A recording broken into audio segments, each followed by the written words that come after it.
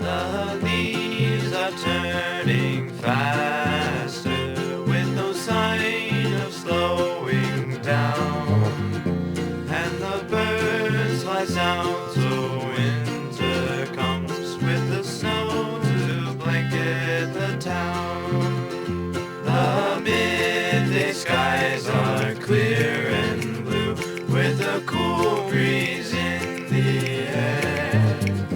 You bundle up all nice and snug with something that's warm to wear, and the midnight sun is gone.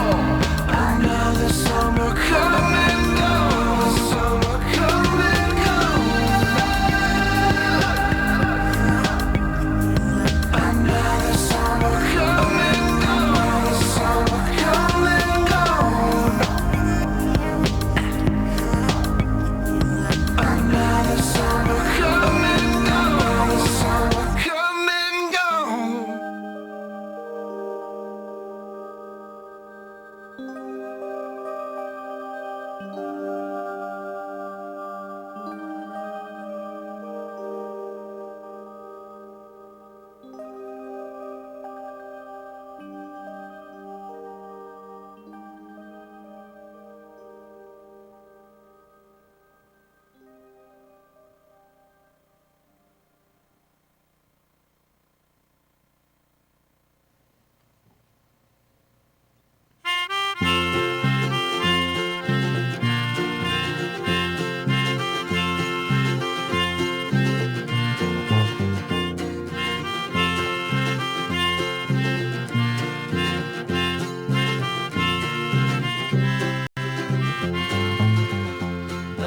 leaves are turning faster with no sign of slowing down, and the birds fly south so winter comes with the snow to blanket the town.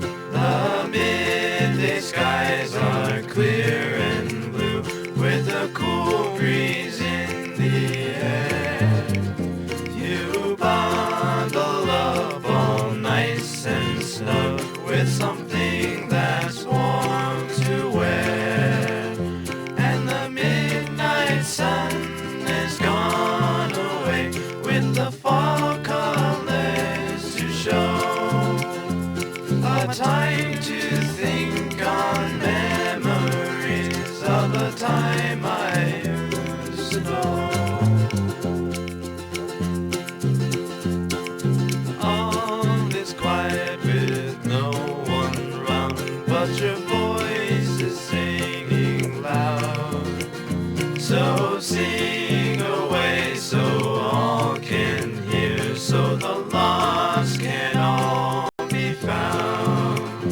And the midnight sun is gone away with the fall colors to show. A time to think on memories of a time I used to know.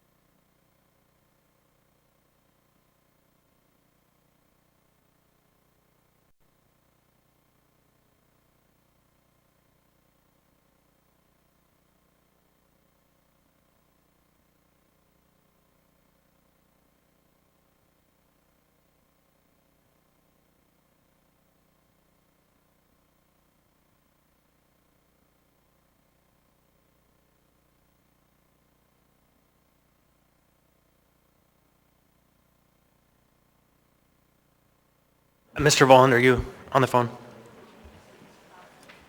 I am. Can you hear me? Yeah, thanks.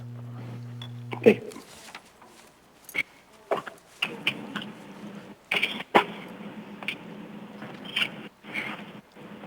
Is there anyone else on the phone?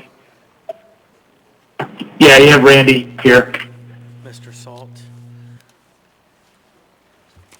All right, I need to fix the computers. We'll get started in just a couple minutes.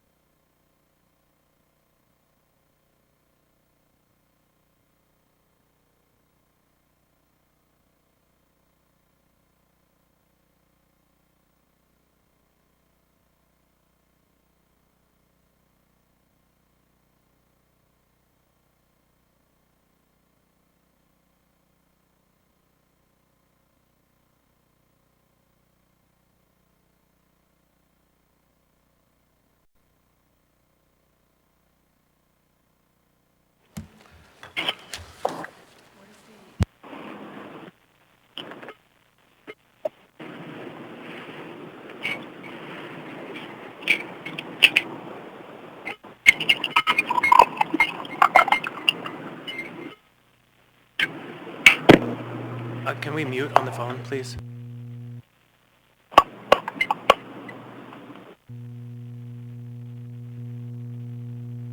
All right, everybody, welcome. Good evening. I now call to order this special meeting of the Anchorage Assembly. Tonight is April 18th, 2024. It's 5:07 p.m. Madam Clerk, would you please call the roll?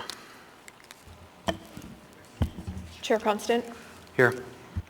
Member Brawley, Here. Member Bronga, Here. Member Johnson, Here. Member Martinez. Present. It's my understanding that Member Zalatel is excused. Yeah, just so the record's really clear, Ms. Zalatel is excused because generally all of these items tonight are dealing with matters relating to her professional work, and so it's just The person you are somebody's trying not to reach muted. is not. Can whoever is on the phone that's trying to call someone, please mute your phone. Thank you. Anyhow, so just so the record's really clear, Ms. Zalatel was excused as effectively she has a personal or financial interest in just about everything on the agenda, and it's better not to have her here when she might participate in other manners tonight. So, Member Myers, Here. Member Perez Verdilla, Here. Member Rivera, Present. Member Solt, Here. Member Volland. Here. Mr. Chair, you have a quorum. thank you, Mr. Johnson. Would you lead us in the pledge? Yes, Chair. Pledge allegiance to the flag United States of America and to the republic for which it stands, one nation, under God, indivisible, with liberty and justice for all. Mr. Rivera, would you please read the land acknowledgement? Yes, Mr. Chair. A land acknowledgement is a formal statement recognizing the indigenous people of a place. It is a public gesture of appreciation for the past and present indigenous stewardship of the lands that we now occupy. It is an actionable statement that marks our collective movement towards decolonization and equity. The Anchorage Assembly would like to acknowledge that we gather today on the traditional lands of the Dena'ina Athabascans. For thousands of years, the Dena'ina have been and continue to be the stewards of this land. It is with gratefulness and respect that we recognize the contributions, innovations, and contemporary perspectives of the Upper Cook Inlet Dena'ina. Thank you, Mr. Rivera. It will be 1 second.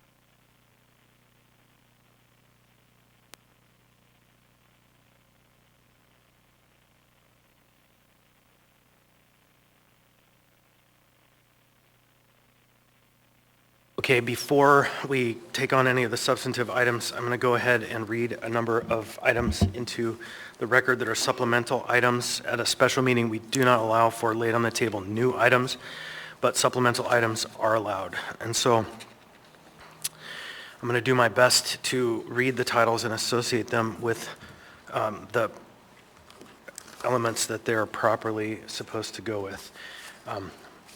First, I will read associating with item 4B, AR 2024-124, it's AM 349-2024A, so it's an A version, a resolution of the municipality of Anchorage appropriating $240,000 of opioid settlement revenues to the opioid settlement fund, to the maintenance and operations department for shipping, sprung structure to shelter homeless individuals, provide navigational support services for people seeking treatment and housing. Also to the same item 4B, AR 2024-124, is an Assembly Information Memorandum from Assembly Member Bolland, a resolution of the municipality of Anchorage appropriating $240,000 of opioid settlement revenues to the opioid settlement fund, the maintenance and operations department for shipping, sprung structure to shelter homeless individuals and provide navigational support services for people seeking treatment and or housing. And then finally, associated with item 4A, it's AO 2024-26S, and this is an ordinance of the Anchorage Municipal Assembly amending Anchorage Municipal Code, Section 15.20.020 to add to prohibited campsite location any within 10 blocks, mile of any licensed homeless and transient shelter. Sorry, I'm reading what's on the page. Reducing the minimum period for posting prior to disposal of campsite personal property from 15 days to 10. Prohibiting campsites with more than 25 shelters or tents and provide for 72-hour abatement of camps at or near wastewater public nuisances, adding a new code section to provide for designated safe parking areas for vehicular homeless camping, and amending AMC Section 16.125.065 for conformity with the foregoing amendments. So those are the items that are being supplemented, and we've had some debate between the clerk and myself about whether a motion to lay those items on the table or a motion to incorporate is in order, and just out of an abundance of caution, I would ask members for a motion to incorporate lay on the table. So moved. Second. All right, so a motion by Ms. Brawley, seconded by Mr. Rivera, and I'm going to ask for unanimous consent that those items be laid on the table and incorporated. Hearing and seeing no objection, it is so ordered. Ms. Brawley. Mr. Chair, I move to change the order of the day to take up item 4B before 4A and to leave all the others in the order as presented. So there is a motion to change the order of the day. Is there Second. Okay, by Ms. Brawley, seconded by Mr. Rivera. Ms. Brawley? Yeah, thank you. Just because the other items are somewhat interrelated, or at least the discussion may become interrelated, and this one is an appropriation recommendation or a proposal. Right. Yeah, so is there any objection to the motion? Ask unanimous consent. Hearing and seeing none. Item 4B will be taken up next. Item 4B, AR 2024-124, a resolution of the Municipality of Anchorage appropriating $240,000 of opioid settlement revenues to the Opioid Settlement Fund to the Maintenance and Operations Department for shipping sprung structures to shelter homeless individuals and provide navigational support services for people seeking treatment and/or housing. The administration has put forward, I believe, a version on this.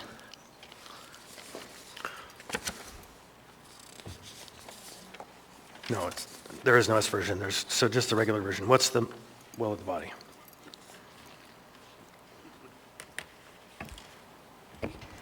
Move to approve. Move to approve. So I have a motion to approve by Ms. Brawley, or Ms. Bronga. And who was on the phone? Was that Mr. Salt? Yes, sir. Seconded by Mr. Saltz. Go ahead, Ms. Bronga. I will probably be the last person who would support the sprung structure 2 years ago, but at this point in time, I really feel like we've wasted a lot of money on something that was approved. I don't know if Hennings can handle getting it here, getting it set up, but I know they want to, and I know that they have proven they can run a shelter. And so the reason that I'd like to at least have the discussion is, instead of having a wasted piece of infrastructure that could go to helping our parks be safer this summer, we could have this being set up. If we are able to get the 56th Avenue to stay open for the most vulnerable this summer, we could look forward to possibly having this up and running by fall.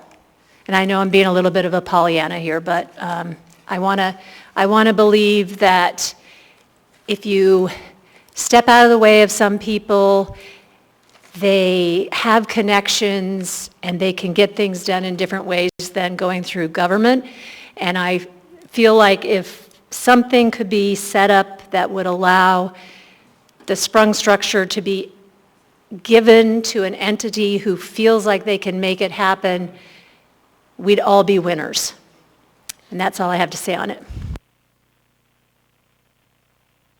Clapping is out of order.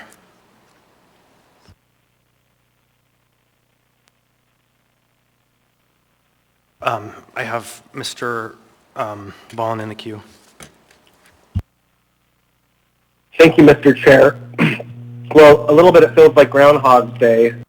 And I'll just say, I don't love the idea of this structure that the municipality purchased sitting in storage, but I certainly cannot support it being used for the proposed purpose in this resolution.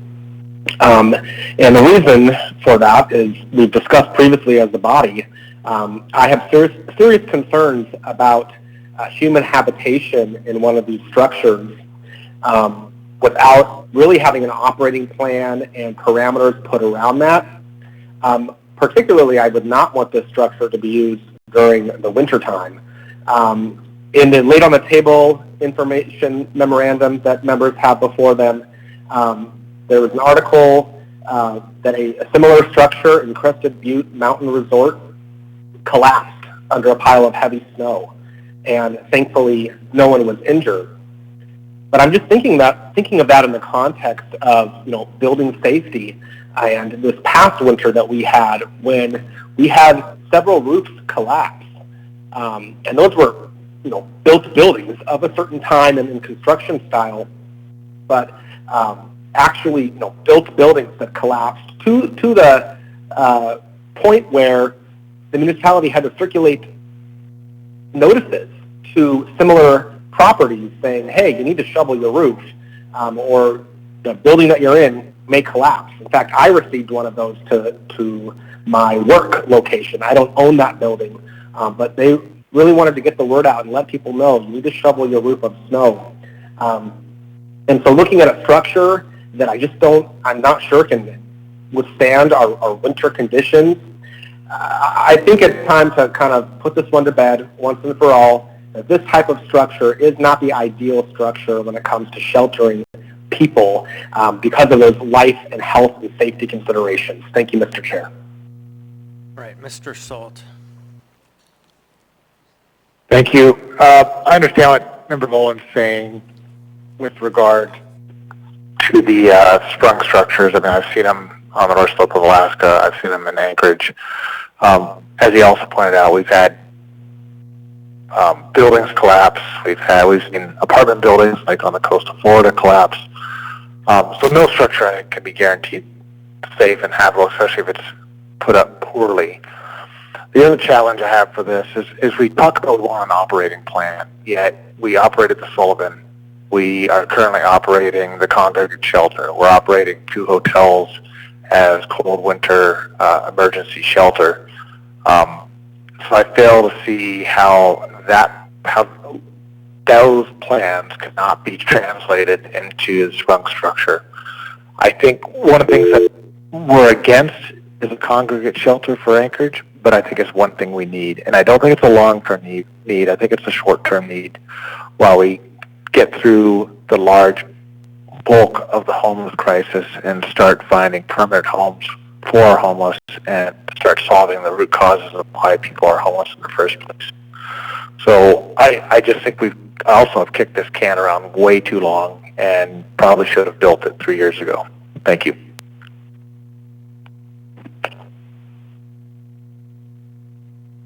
So the administration, are there members in the queue? Sorry. A lot of people. Mr. Byrd. Thank you, Mr. Chair. I'd like to invite the homeless coordinator, Alexis Johnson, to speak on behalf of the administration. It feels a bit out of order.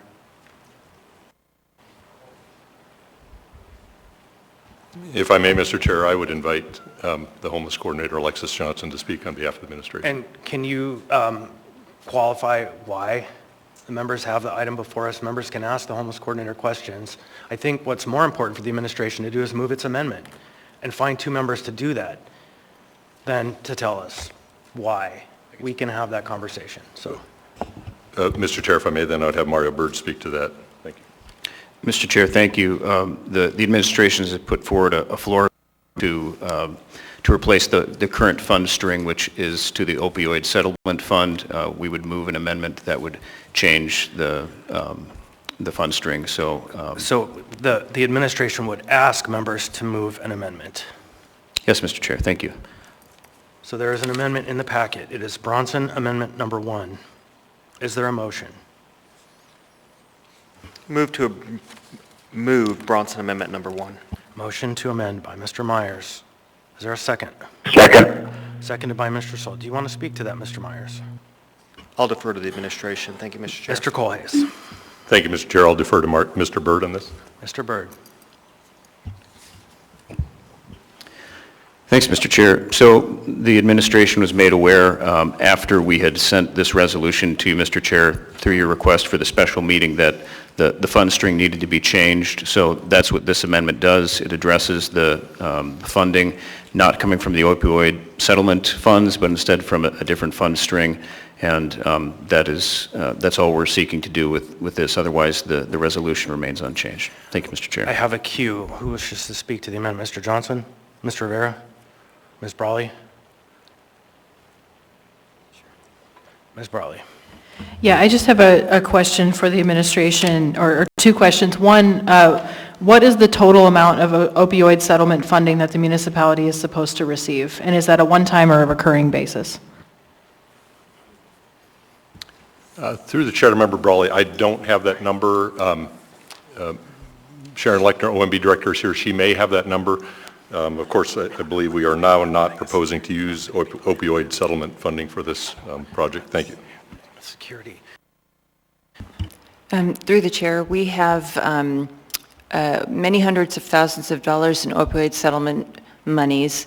We received one large settlement through the state of Alaska, and since that time, we receive annual payments from the state of Alaska, but subsequent annual payments have been very small. We expect to receive annual payments for many decades to come, but they are about $50,000 in size, and the use of the opioid settlement funds are very restricted in purposes, which is why we are requesting a different funding source for this purpose today. Thank you. And I appreciate the delineation. So I will say that this is the first that I have heard about any proposed use of the opioid funds was this item from the municipality. And I understand that this amendment would change that, so I appreciate the change. But just to say that I believe we need to have a bigger conversation about what the appropriate, or not just the appropriate, but what would be the best investment of those funds that the municipality receives. So I would love to see that in the future. And so I would support this amendment to the extent that I think this is not the best use of those funds. Or I should say, the opioid money is not the best use of those funds. I have myself in the queue. Mr. Constant. Thank you. The administration's campaign team, communications team, last meeting, immediately after the assembly chose not to take this item up, immediately, within not even a minute, put out a press release that blasted the assembly for not adopting the mayor's proposal. And you had an illegal funding source. So if we had taken your word and taken up the item on behalf of this administration, we would have actually violated the terms of the opioid settlement. It's just shocking to me the games that are being played by this administration. That's the reality here. This funding source change, they tried to push this item through upon all of us at our last meeting and then blasted us in the media with press release. So I'm just here to say, thank you for correcting your error last week. It's a good thing the assembly didn't take up your mess last week. On the amendment, anyone else? Members may proceed to vote. Member Volland? Yes. Member Stolt? Yes. Member Perez-Verdilla? Yes.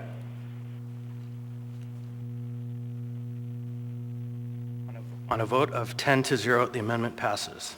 Ms. Brawley. Okay, Mr. Johnson. Yeah, thank you. I guess just a few questions for the administration, whoever wants to take these. First off, this AR is for $240,000, but last time we contemplated this project, the total cost to actually build it was more like $20 million. So what's the plan to get this across the line? Like, you know, we get it up here, fine, then what happens next? Because there seems to be, I mean, this is only about 10% of what we think we would actually need to complete it. Ms. Johnson. Hi, through the chair to Assemblymember Johnson. So this is just for shipping the structure up here. We have a private funder that is willing to construct the facility. So this is just for shipping. The cost estimate that we had for shipping is around $190,000 to get the whole facility up here, but we wanted to add about a $50,000 buffer to ensure that that cost has not ballooned over the next, few weeks. So it's about 20 million to build, and you tell me that there's somebody who's willing to just, out of the goodness of their heart, do that for the city? Through the chair, I'm willing to bring them up if you'd like to speak with them. Well, I guess I'm not opposed to hearing from them, but certainly that would be useful information to have. I mean, so we can bring them up here, we can take them at their word, but that's certainly nothing in writing or a firm commitment or a contract or anything that actually gives us a fully realized plan, right? I mean, we're just throwing the money at it really on just what sounds like something fairly aspirational at this point.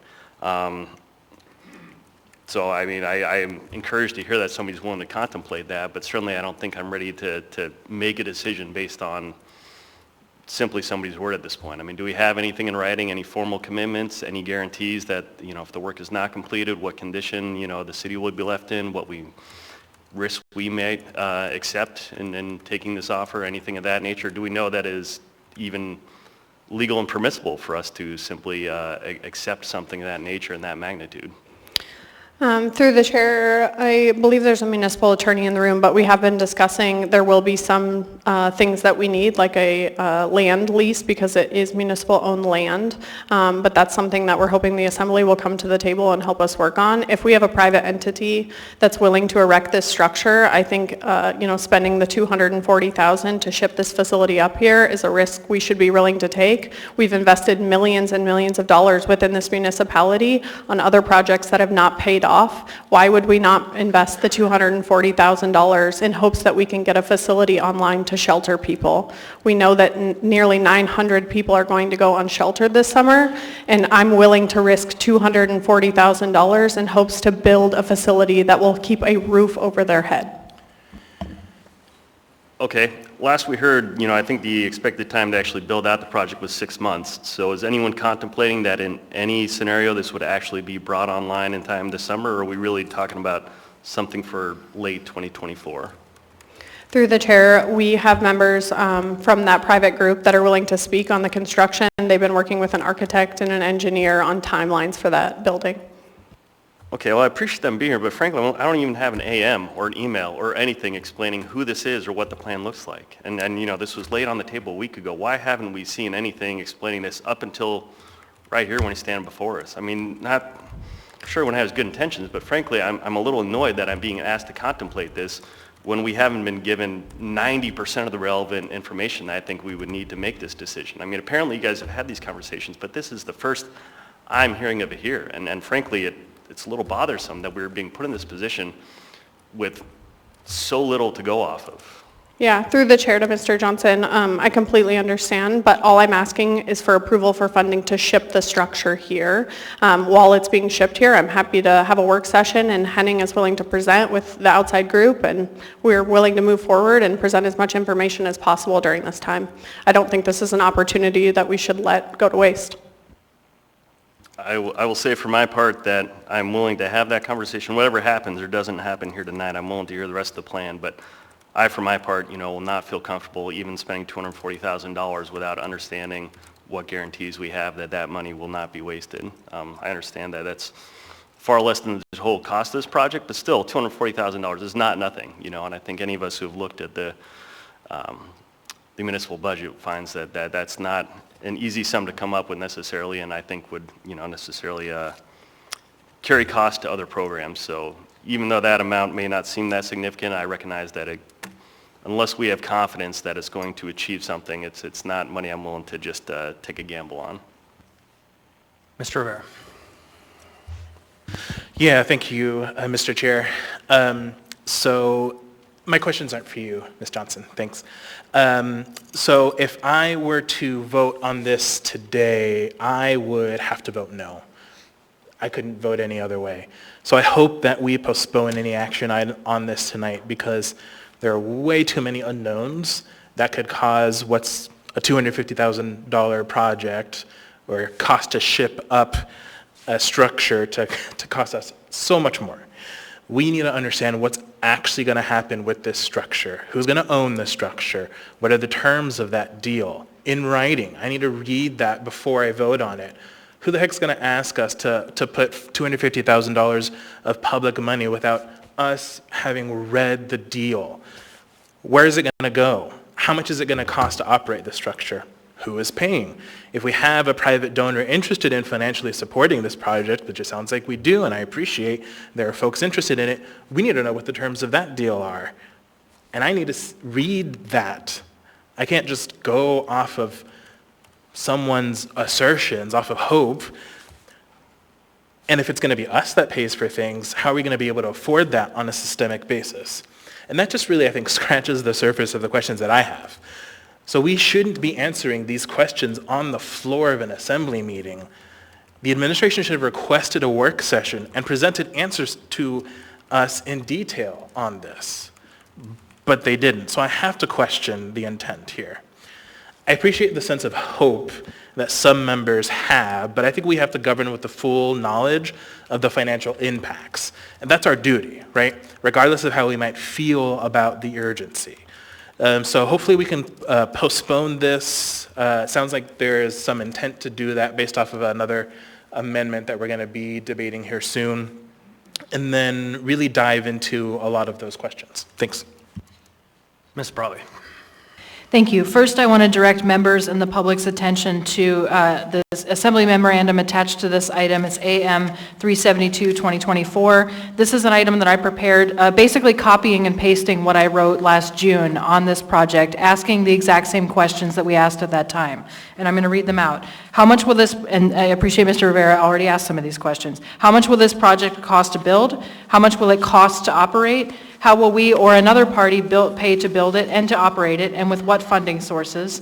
When will this new facility's doors be open? And then the two questions that have been added as a result of the discussion last year are around whether the building official has made a determination that this building can be legally occupied for human habitation, and then additionally, the implied programmatic use of this facility in the resolution that we're debating is what treatment model and intensity is proposed at this facility, because it mentions treatment. So that adds another dimension that had not been contemplated in the original proposal. And certainly, as Mr. Rivera said, there are many other questions we can ask. But I want to direct folks to there because this is also a pattern. This is a pattern in which late spring, early summer, the administration comes to the assembly and says, we have a plan, you need to immediately approve it. We don't have the full details for you, but we will get them to you after you approve it, and then we are promising that this facility will be open. In the past, we've said by the fall. It sounds like now we're saying by the summer, which I really have a hard time believing given the backlog and limited availability of construction personnel in this city. But really, we are in the same pattern as we said. We're in Groundhog Day, and we're being put in the exact same position, and the same pressure is being applied. So I want to state that. Second, I would like to move Brawley-Constant Amendment number 1. Second. Motion to amend by Ms. Brawley, seconded by Mr. Rivera. Ms. Brawley. Yeah, thank you.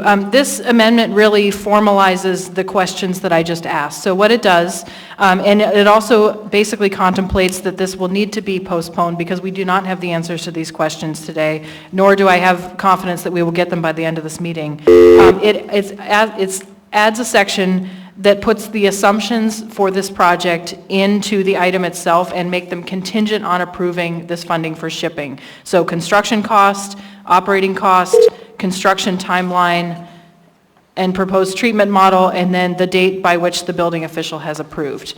And so, as you'll see, these say to be inserted by amendment. So what we are asking is that before we approve shipping for this facility, which we own, that we understand what the plan is. So this doesn't necessarily mean that all of these need to be filled in with public funding. But what it does mean is that we need to know the answers to these questions because the cost to ship this facility, which we've already purchased, is really the least of our questions. It's the least of the items that need to be worked out around this. And so I really just want to put this proposal in context. I want to cut the rhetoric and the future promises, and I want to get down to what the actual plan is. And that's what this amendment essentially forces all of us to do, to say that these questions need to be answered before we vote on this item.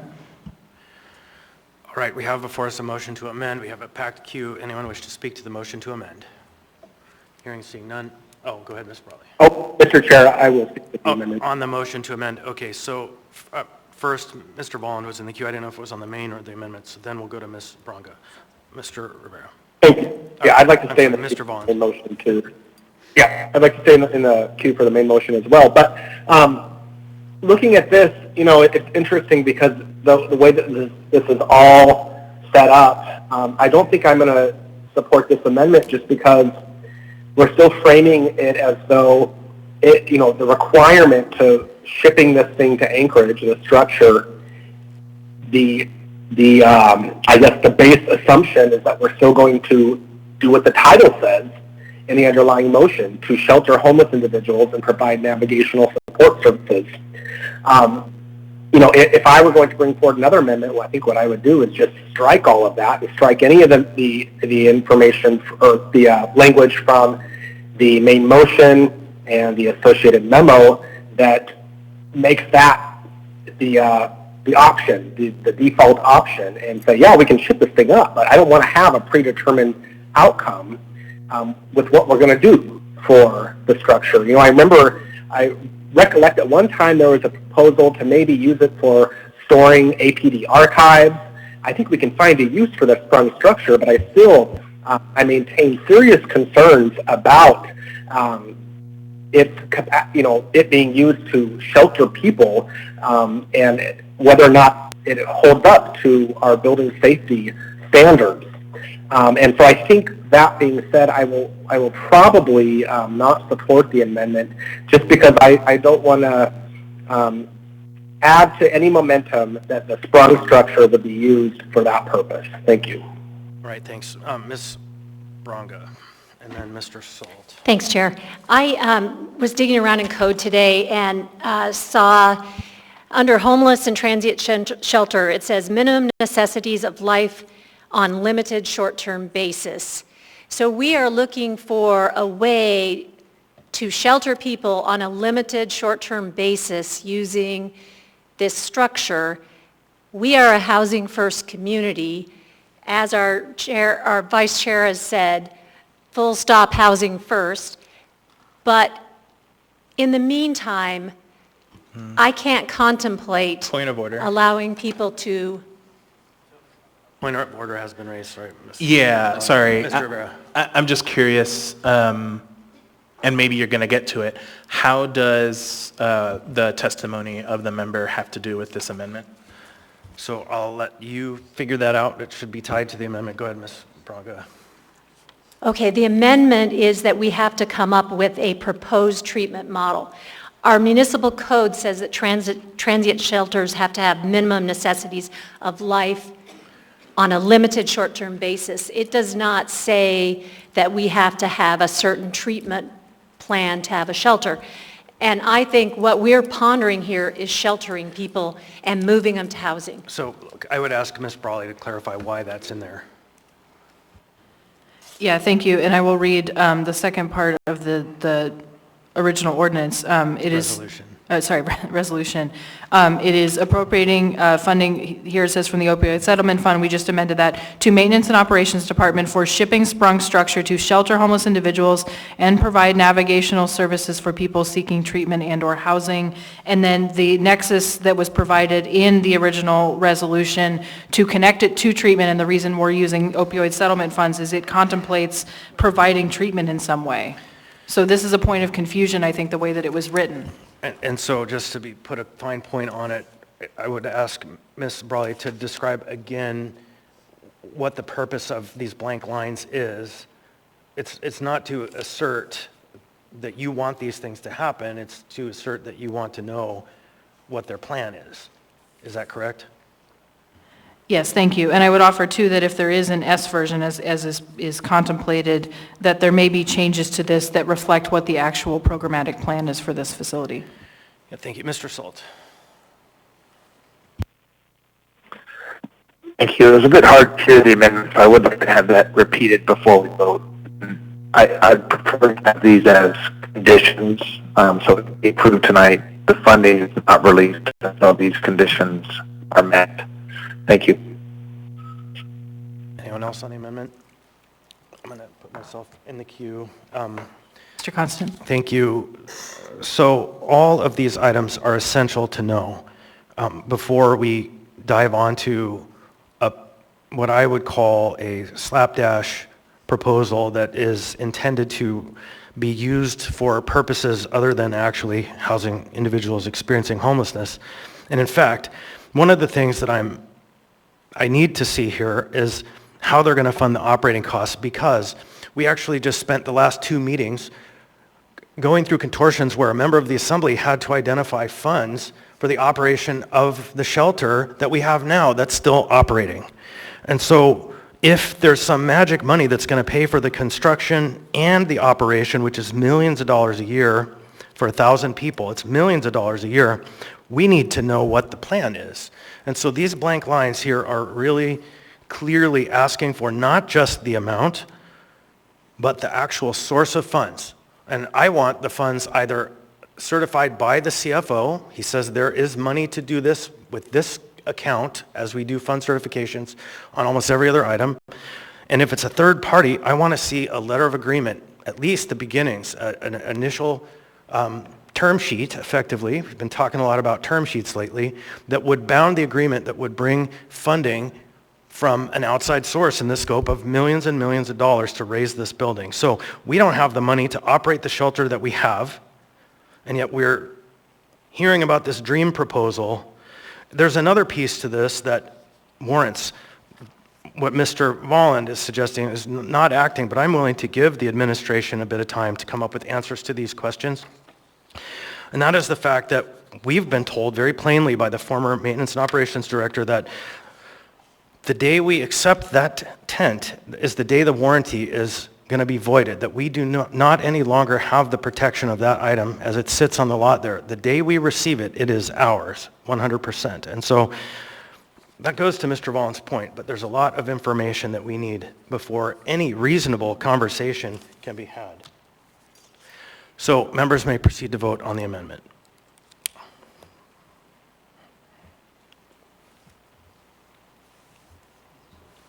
Member Volland? No. Member Stolt? Yes. Member Perez-Verdia?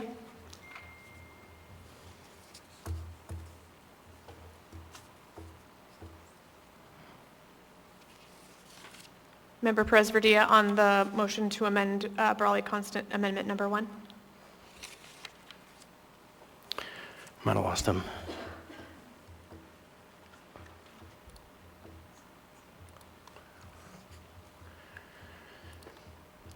On a vote of 7-2, the amendment has passed.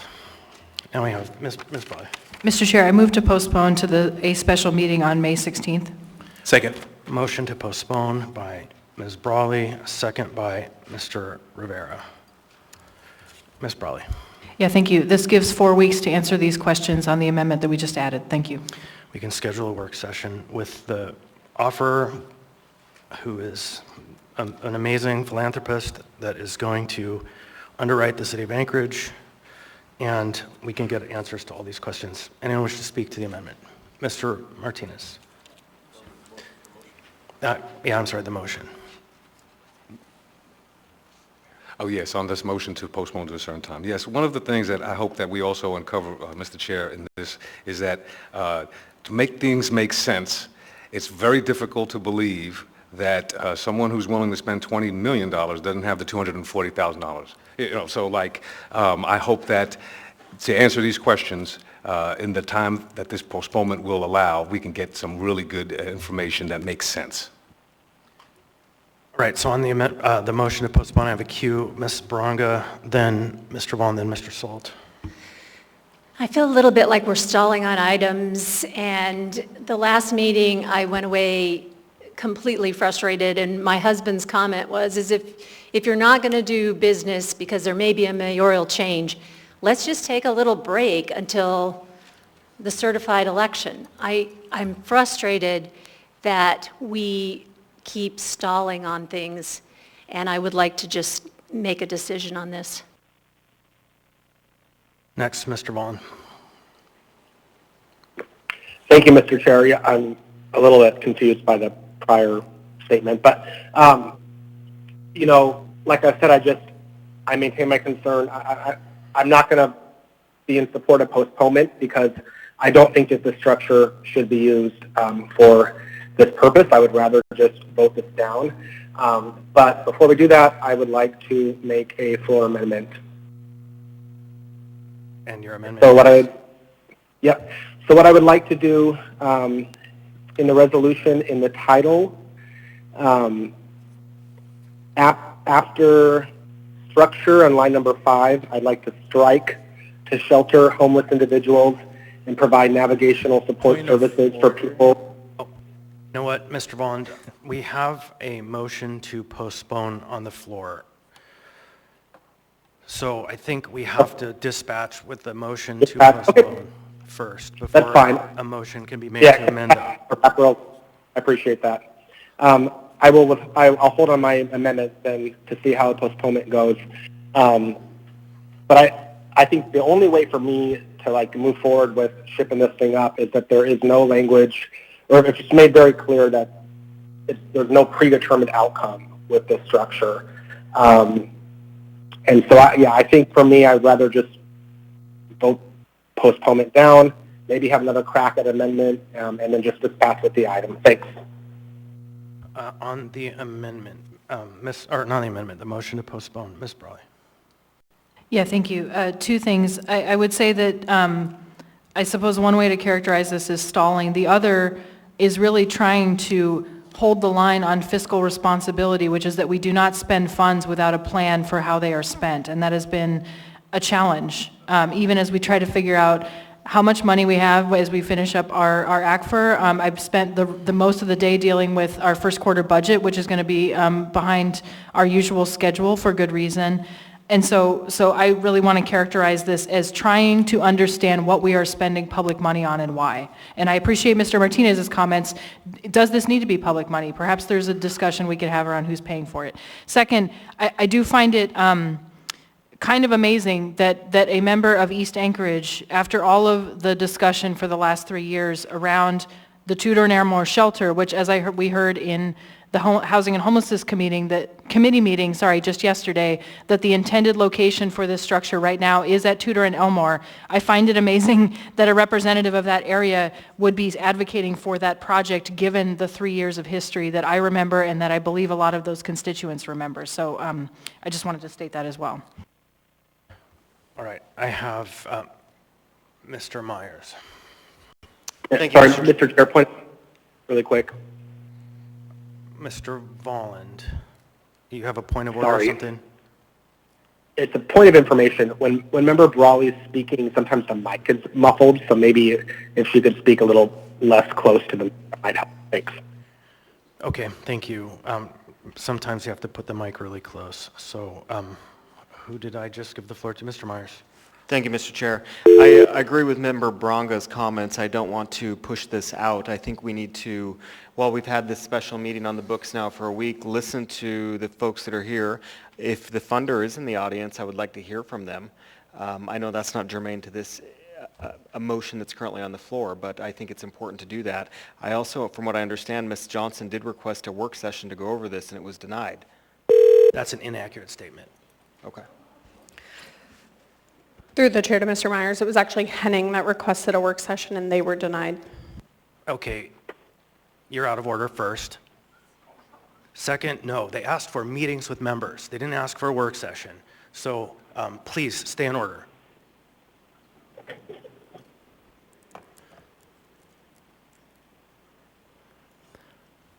Now we have Mr. Martinez. Thank you, Chair. This brief conversation has really been compelling, and I'm going to change my position on the motion to postpone because my values don't change with attrition. You're not going to wait me out, and so I knew this was a dead horse on arrival when I was elected. Prior to it, as one of the members of the community councils in our area, this is not a good idea now. It's not proven anywhere in the country. All the reasons, the myriad of stuff, operations, the costs, all the different reasons. But aside from that, I would love for it to end today, honestly. But I do respect my colleagues requesting for information. We don't all approach these conversations the same. There's a diversity of ideas, there's a diversity of backgrounds, and my no will be no then. for this to come into my community and for this to be anywhere in the community in our city. We need to be having our priorities better focused on what we've already established is the recipe for success. Let's just continue to do that. This 3 years of having this same conversation is exactly right. It talk about Groundhog Day. That's exactly the right characterization, except I knew I was right on the first day. I'm not going to change on the third day, the fourth day, or the fifth day. So with respectfully, I would change my position, and I would love for this to be mutilated today. But otherwise, I do respect my colleagues' request for additional information, and I can support the postponement under the guise that their requests I can honor, because it will not change my opinion in the long run. I don't think this is the right approach at all. Thank you, Chair. Okay, so on the amendment, Mr. Presvedia.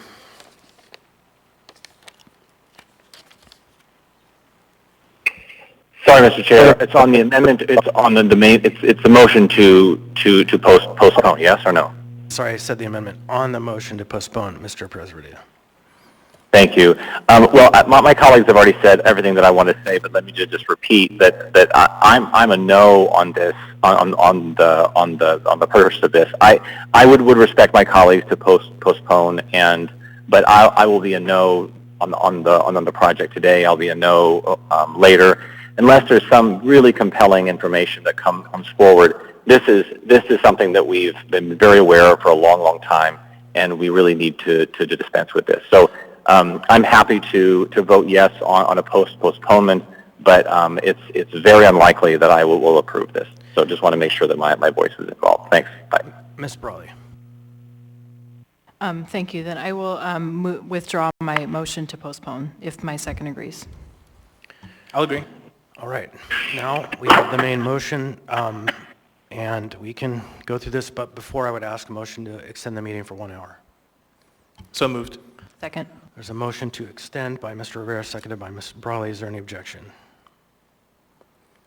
Hearing and seeing none, we are extended. So the main motion is before us. Mr. Colhase. Thank you, Mr. Chair. I heard Member Myers ask if the sponsors were able to come to the podium. I would like to have them come up and speak to their dedication and their involvement and their thoughts on making this project successful this summer. Thank you. We would like to invite you up, but we're going to hold you to a narrow bandwidth. And please, if members have questions, we'll allow them to ask, but come forward.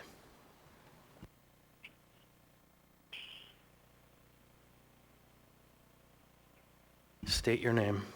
You'll have the floor. The microphone is off. Green button there.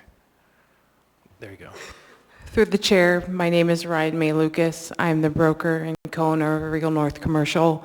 We're a 12-year commercial real estate brokerage in Anchorage, Alaska, and we've been engaged by Henning as the owner's rep on behalf of their homeless operations for facilities.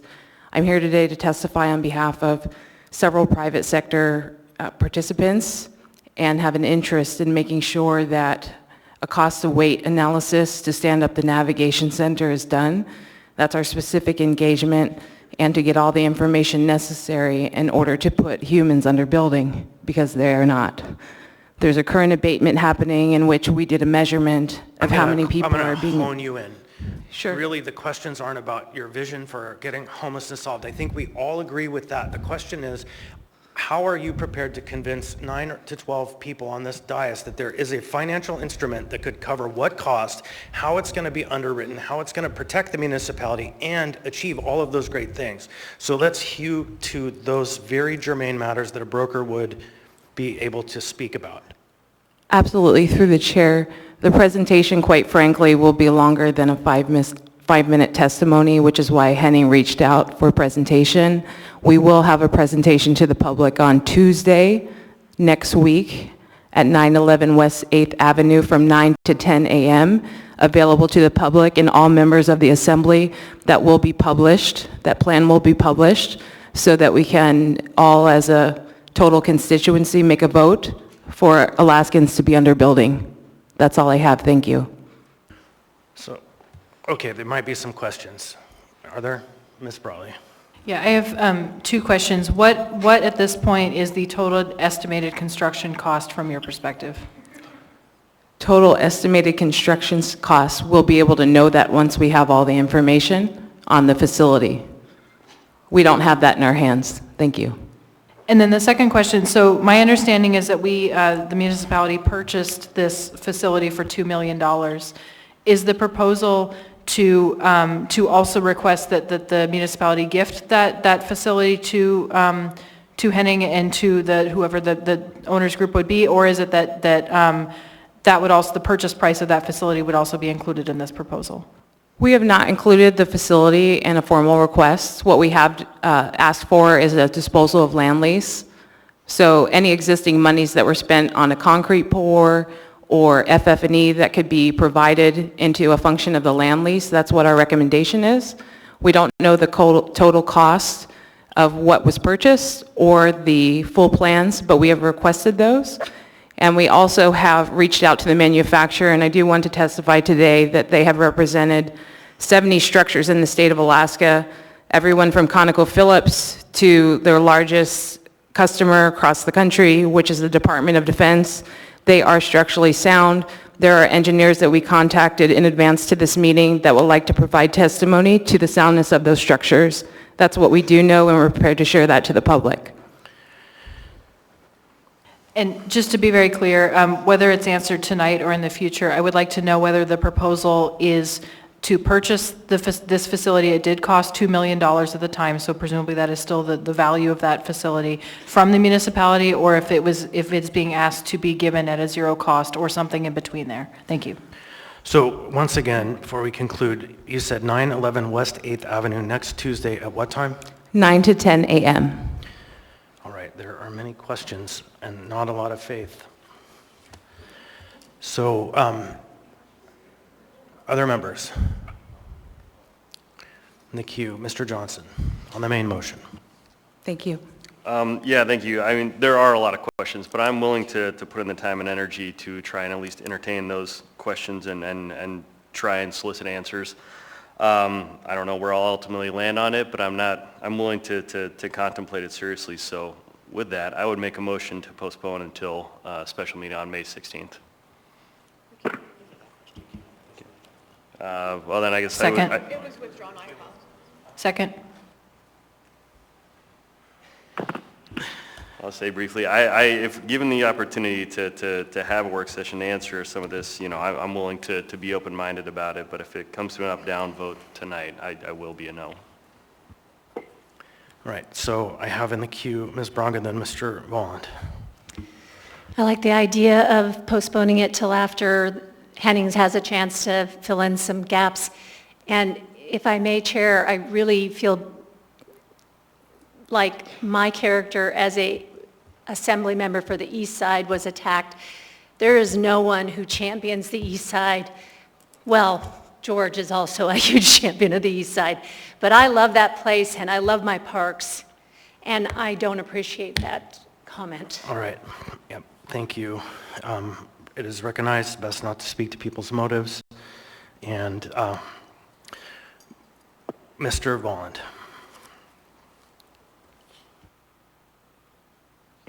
So thank you, Mr. Chair. I'm frustrated that we're back on a motion to postpone because I do have an amendment to the underlying item. Again, I'm not open to having more dialogue about whether the structure should be used to house people. And I guess my question is, do we have, is the building official on the line? Because I guess for me, I know the motion is to postpone, but even to consider that, I need some type of sign-off from the building official that says that this meets building safety to shelter people. And then, so I guess I would have a question for the building official and then a question for the municipal attorney, whether or not they have any concerns that this would open the municipality up to liability based on building safety issues with the structure being used to habitate people. Okay, on the motion to postpone, Mr. Martinez. So my question, well, sorry, Mr. Chair, do we have the building official? Is he able to be contacted? Can we ask him questions? I don't think the building official is here. Okay, thanks. Yep. Mr. Chair, Mr. Myers. I'm just wondering if we can amend to an earlier date, because I will be unavailable that day, and I would like to be part of this conversation.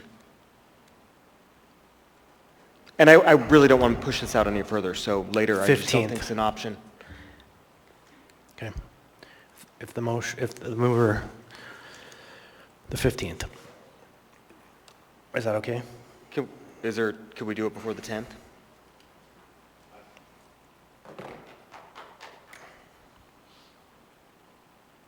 And as the mover, I guess honestly, I was originally going to make a motion that we postpone this until the meeting of May 7th.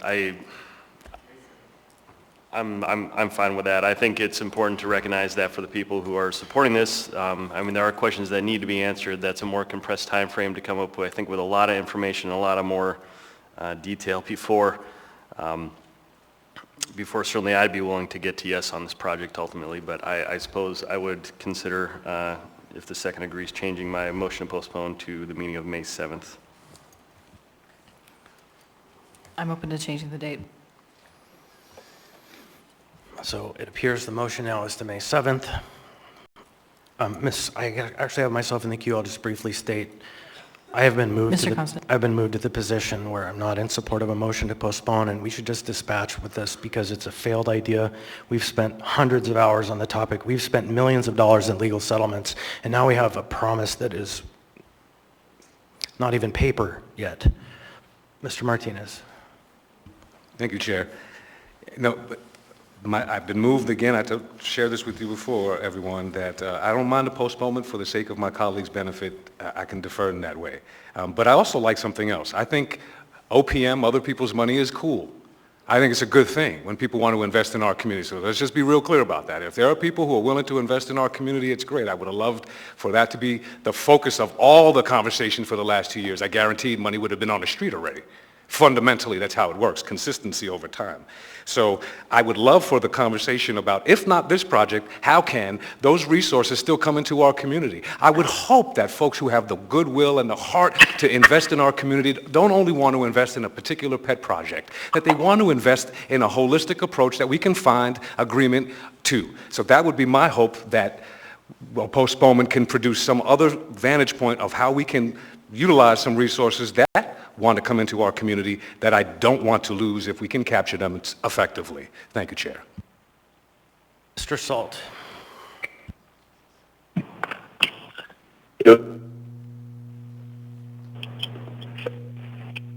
Mr. Salt? Can you hear me? Yes. Fatality.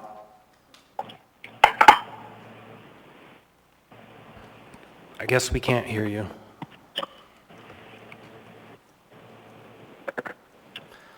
We'll go ahead and come back. Give me a... Oh, there you okay, are. Thanks.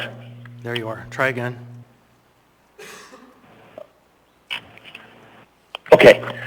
So I wish I had a list that APD sends me twice a year on the fatalities in Anchorage. We know we've already had several fatalities from exposure, which this would help. We also know that a congregate shelter at solid waste services is not a long-term solution, as solid waste service has other plans for that building in the coming years. We also know that I believe we won't have access to the next year. So those costs could transition over into a shelter such as this. We already know that we have been able to operate shelters such as this, and we're making excuses, quite frankly, that move to a different structure throws out what we've been able to accomplish so far with all the other shelters, and we have to start from scratch because the structure itself is different, which is a load of BS. We all know that. I'm going to call a point of order on you there, Mr. Salt. You effectively just said anybody on this dais that doesn't agree with your position is making arguments that are BS. Just think about that. Well, that's true, because we've proven we can operate shelters, and now we're saying we can't operate shelters. I have yet to see a plan for any shelter that municipality, assembly, nonprofits have operated. But we want one in this case, which I think is a good idea. So we also have a benefactor that's willing to enter discussions to fund the project. I honestly don't know how. And we want more assurances. We want agreement. I'm okay with postponing. But to simply dispatch this, it honestly doesn't make any sense unless you're into killing homeless people, which we will do through exposure in the future. And I hope you can sleep at night with that knowledge. Thank you. Next in the queue, Ms. Brawley. Yeah, thank you. So I am torn now. I recognize that I am the seconder of this motion. But at the same time, it occurred to me that we're glomming together multiple things and saying that if we do not vote yes on this proposal, that somehow means that there is no possible way to use this structure for that purpose in the future. So I just want to decouple and remind folks that the resolution that we are debating right now, postponement on, has to do with shipping the structure for a specific purpose. We have changed the proposed fund source, and we're being asked to vote on something that we don't yet have a plan for, which is why we amended this item. And so I am torn because the intent of postponing until the 16th was to give 4 weeks, to give almost a full month, to work out these questions and to have this discussion at that point.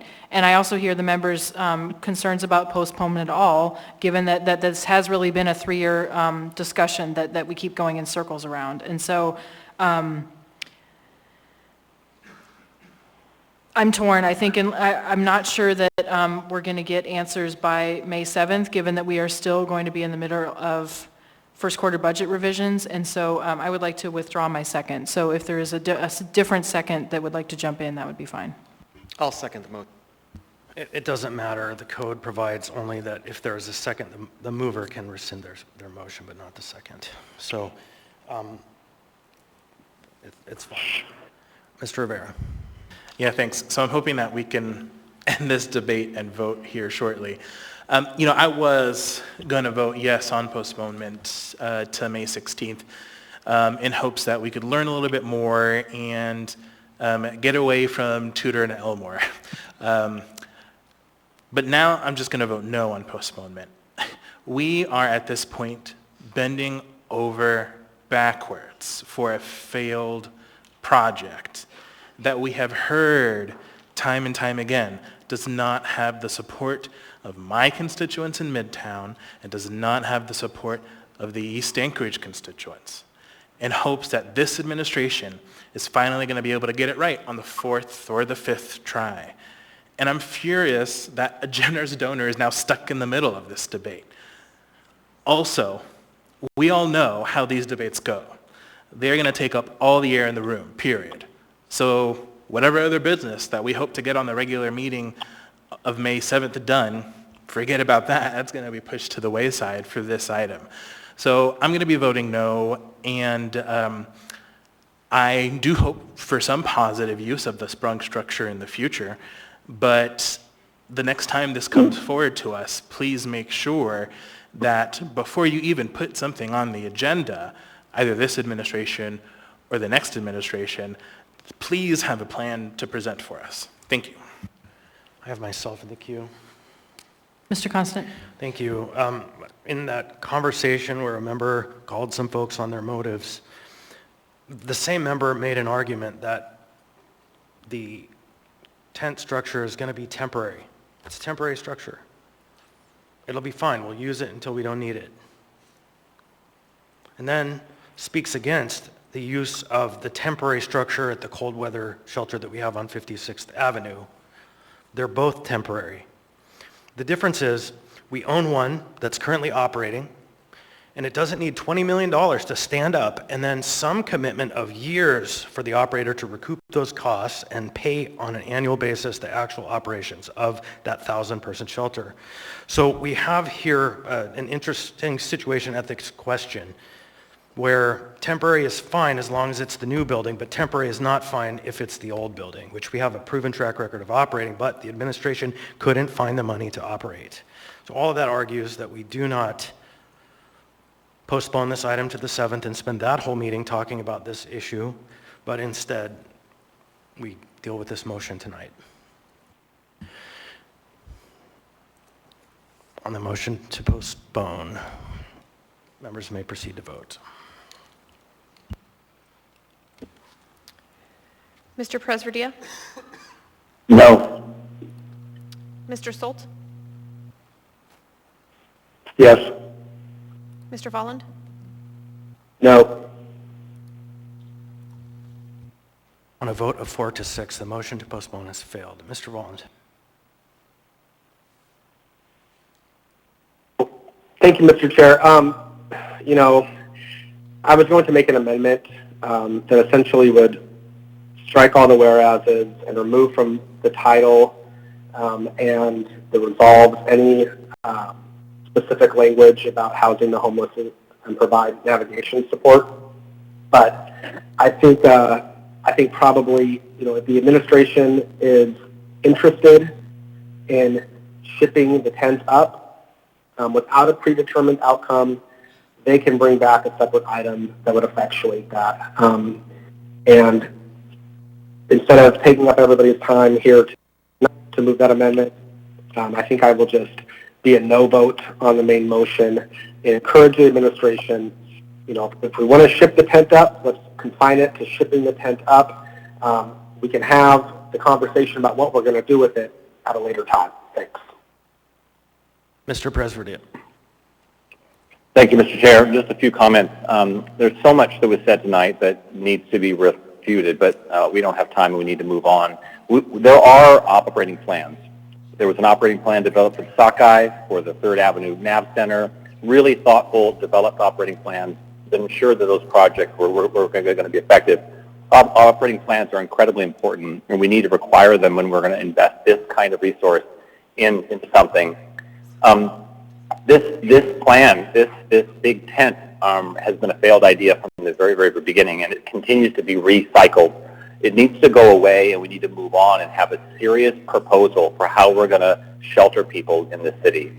And so I would really encourage my colleagues to vote this down and allow us to move on and develop some plans for how we're going to actually develop real plans to ensure that folks are safe in Anchorage. Thank you. Okay, so we are out of time for this debate. We've spent an hour, and that's what the code provides. So on this topic, who was the mover of the main motion? Was it Ms. Brawley? No, the main motion. This is, oh, it was, okay. Is that accurate? Yeah, the main motion. I thought the main motion was moved by you and maybe seconded by... I think it was Karen and Randy. Oh, it's Ms. Bronga. That's right, Ms. Bronga and Mr. Salt. That's who it was. Yeah, I know. I just want to make sure the record is clear on the main motion. Yeah.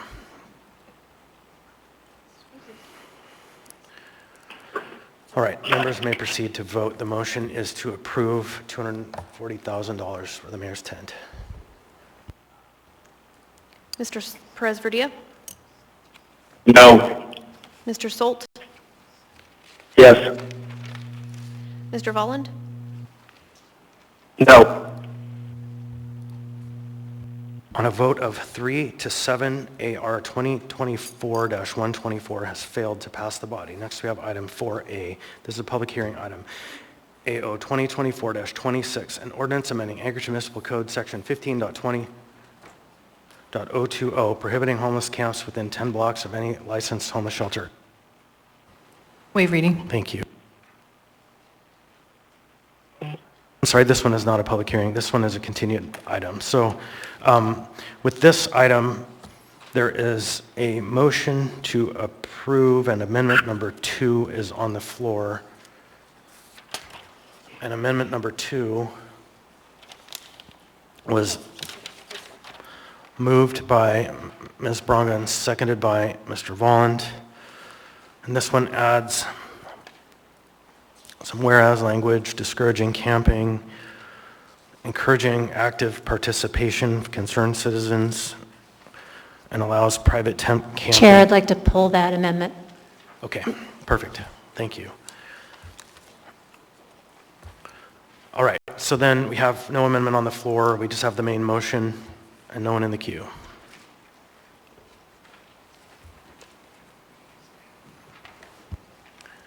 Seeing and hearing none. Oh, now there is. Mr. Johnson. Yeah, thanks, Mr. Chair. I also see that we have an S version, which frankly I prefer to the original. However, as I guess, well, I think I'd like to speak to it. I would like to ask first, as a point of information, since we have the amended main motion before us, is there a course of action whereby we could take up the S version instead, or do we need to? So was the S version on the table when we had the public hearing? It was. Oh, so the motion to approve is the S version, according to the clerk. Yes, so it is the one that is moved. And a point of information, I don't know if that's the accurate point I'm trying to raise, but if I may, Mr. Chair, briefly, I believe the individual who moved this was not myself, but rather Mr. Myers. Thanks.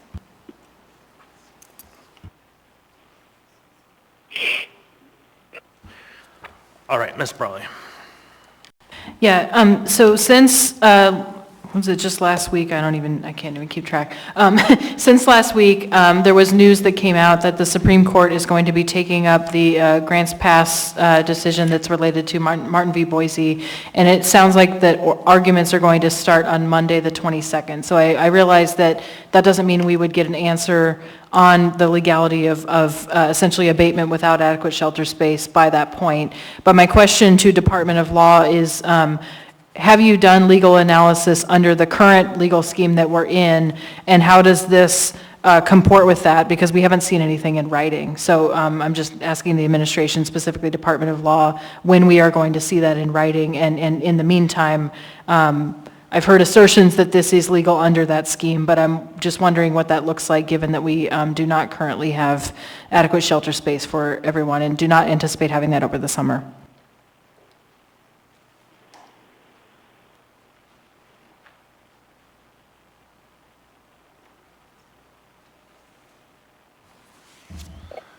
Through the chair, Assemblywoman, do I have someone, I think I have some folks here who are helping. I don't know the answer to that. I haven't been super involved in the drafting of these particular ordinances, but maybe I can call someone up who's here, either Jason or Kate, were you willing to step up to the podium and address that? If you can.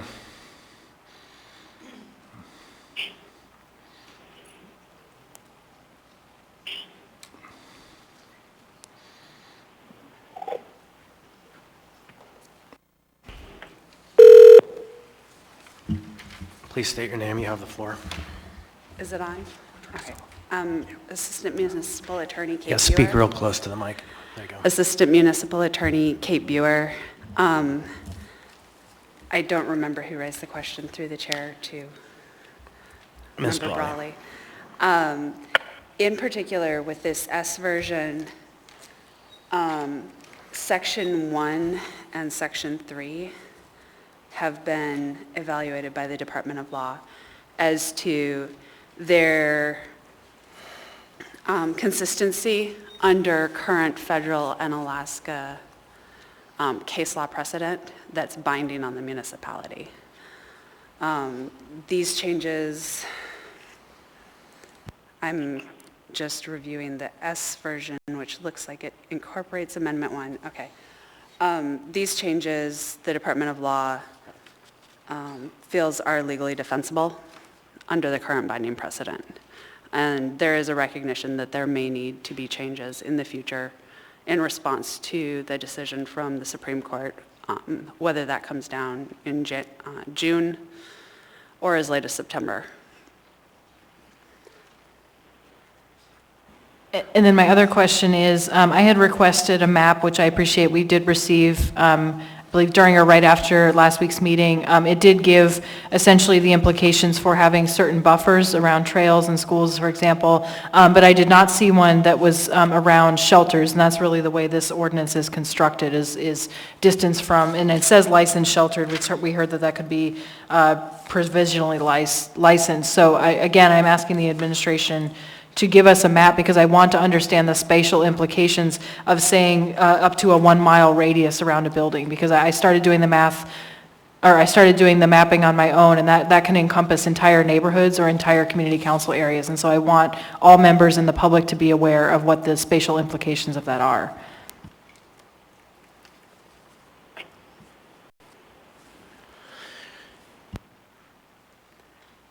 So that in and of itself is not a legal question. I would defer back to the administration on that. So I have myself in the queue. Mr. Vaughn, I'm going to go because it's a legal question. Mr. Constable. So I believe there is some elements of this that my downtown neighbors are very happy because it supposedly creates a red line around downtown that makes it so that people can be quickly abated anywhere in downtown. Is that this ordinance? No. Oh, that's the criminal one? Okay. Not in this I'll one. reserve my question for that one because, okay, separate from that, then, do you have legal analysis in writing? Because it's hard for us as policymakers to just simply accept, hey, it's compliant. So is there something in writing that members can see and understand the analysis that was done, the laws that were reviewed, the standards that were applied, and how we are supposed to look at that? There's nothing currently in writing, but we can certainly produce something on that. Thank you. Mr. Volland. Thank you, Mr. Chair. I would like to move, well, first of all, before I do that, we're on the S version, which I think to your point, the downtown prohibited zone is not in the S version, it was in the original. But to the S version, I would like to move Boland-Bronga Amendment number 4A.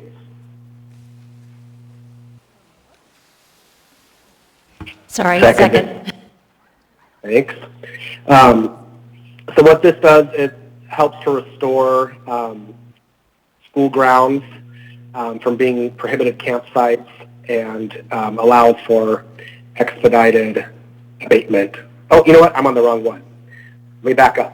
Proposed amendment number 4A would add child care facilities to the expedited list of locations for abatement. So along with other protected land uses like paved greenbelt and major trail systems, schools, playgrounds, child care facilities, this proposes to add to that short list. All right, is that it? That's it. Right. So the motion was made by Mr. Vaughn, seconded by Ms. Bronga. It's been described. Any other discussion on the amendment? Mr. Rivera? Yeah, thank you, Mr. Chair. Do we have someone from APD who can speak? Through the chair to Member Rivera, we do not have a representative from APD here. Thank you. Okay.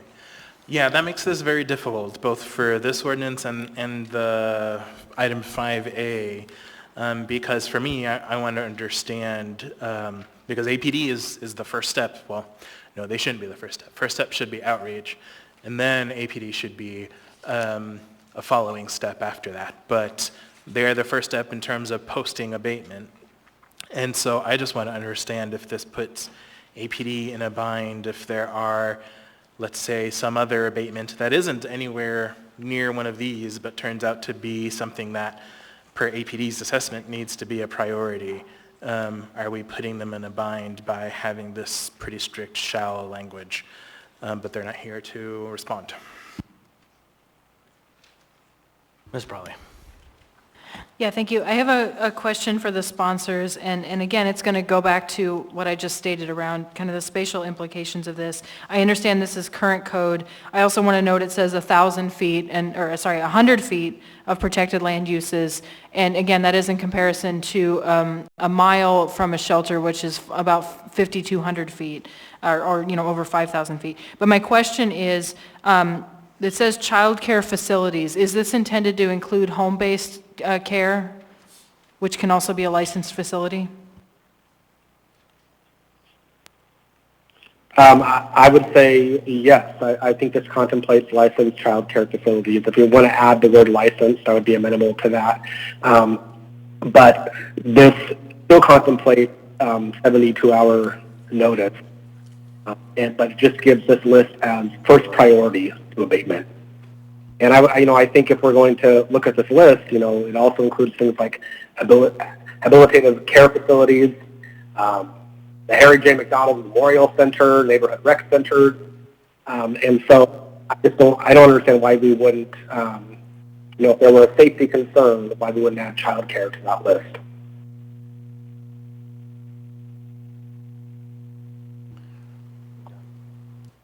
So I guess I would again ask, I would like to see a map of these things because I would like to again understand the spatial implications because it's not just important for me as a decision maker, it's important for the public, including folks who are sleeping outside currently, to understand the types of places. And if it is including home-based care, that's also contemplating residential areas. And so it means that certain parts of residential areas that may have green belts or other green space are going to be off limits as well. So again, I want to make that very clear.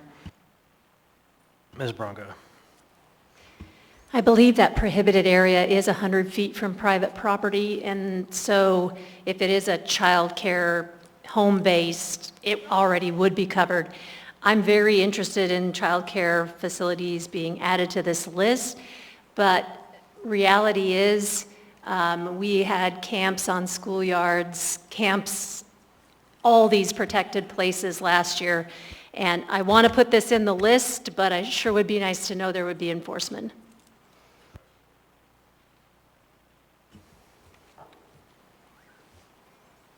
Constant. Thank you. So we have a complex proposal for abatement. Oh, wait, this is on the amendment. I'll wait. Anyone else on the amendment? Hearing and seeing none, members may proceed to vote. Mr. Perez-Verdia? No. Mr. Stolt? Yes. Mr. Volland? Yes. On a vote of 6-4, the amendment fails. So I'm in the queue, and for my part, I didn't vote against that because I don't want to protect child care facilities. It's a different question. So on the main motion, here we have a complex proposal for a new abatement policy that's been actually around now for plenty of time. We do not have legal analysis. We have a stated legal opinion with no factual basis, but we don't have legal analysis provided to us that demonstrates that this is in fact constitutional under the current regime, let alone what's coming in a month or 6 weeks. We also don't have APD's analysis on what the implications of this are for enforcement, how they would do it, what staffing levels they need, what does it mean for them, how they protect people's civil rights at the same time protecting people's property rights. And we also don't have a detailed map to understand what the implications of all of these changes mean. Do we literally create an umbrella map of Anchorage where it's functionally illegal to exist without a house? So for all of those reasons, I am not positioned to vote on this item tonight. And if I must vote no. Not because I don't support the idea of fixing the issues that we have, but because I can't tell if this is lawful, if this is functional, if this is achievable. And so it's the same issue with the previous item. I would like to have the opportunity for the law department to provide written and signed legal analysis from one of our attorneys. So there's a record of why this is legal. I would also like to have a work session with the police, the soon-to-be acting police chief on her theory and approach for how this would be managed. And then I would like that map. But I don't know that the members have an appetite for delay because there's this imperative to get things done because we don't want to look like this or that. And we have heard and we recognize, if you're paying attention to your calendar, that the big issue we have to face for the next 2 weeks is the budget. We have to get that dealt with, and we have plenty of work sessions and work on that.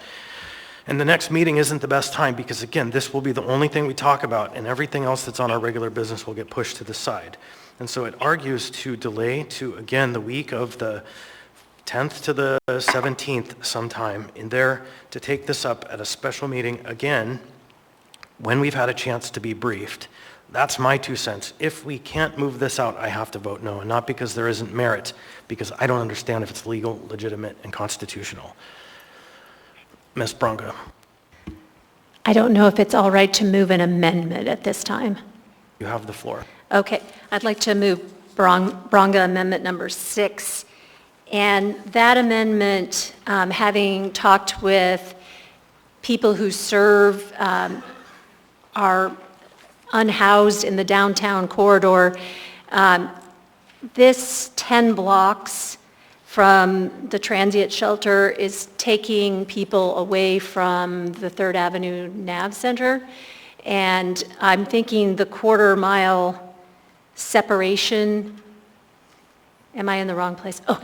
No, we're just looking Okay. for the documents. It's not you, keep going. Okay. We're just looking for the I'm thinking a quarter-mile buffer may be more appropriate so that, and we've said that camps can be no larger than 25, so they're, in theory, we're not going to have an extremely large camp, but maybe a quarter mile is a big enough buffer without causing undue hardship. Downtown Hope Center serves 400 cups of soup a day and in the middle of the day, and I can picture the trooping back and forth, which puts people on the street in sometimes various levels of being inebriated, and I just think a little closer is something that may be safer. Is there a second? Second. Seconded by Mr. Myers. Okay, so Mr. Volland is in the queue on the amendment. Sure, yeah, I'll speak to this amendment. I will probably be voting no. I think what we've seen is that proximity of camps to shelter creates some negative interaction.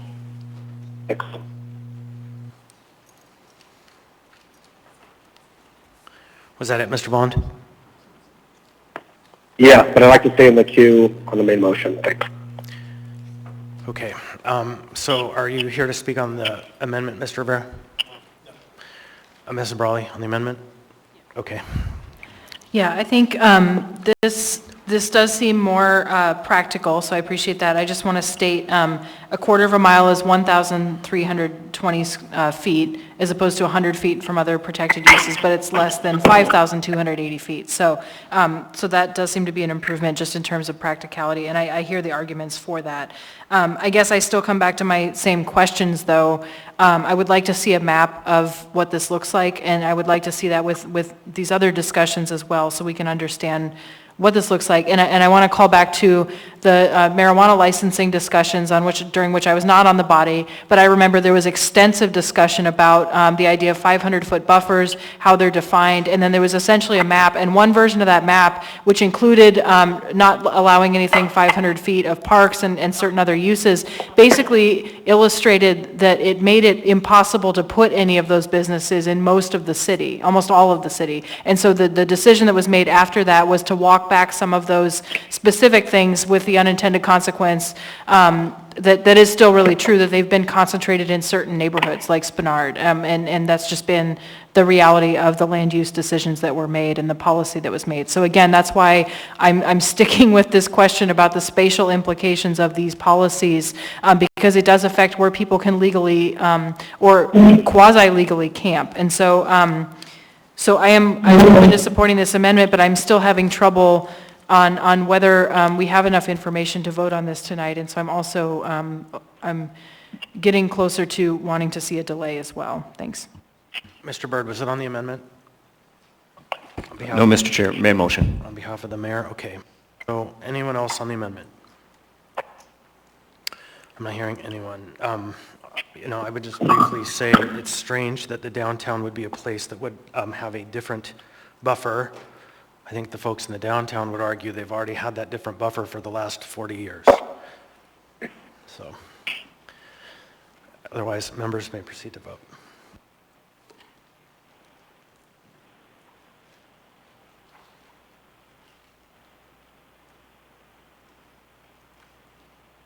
Mr. Volland?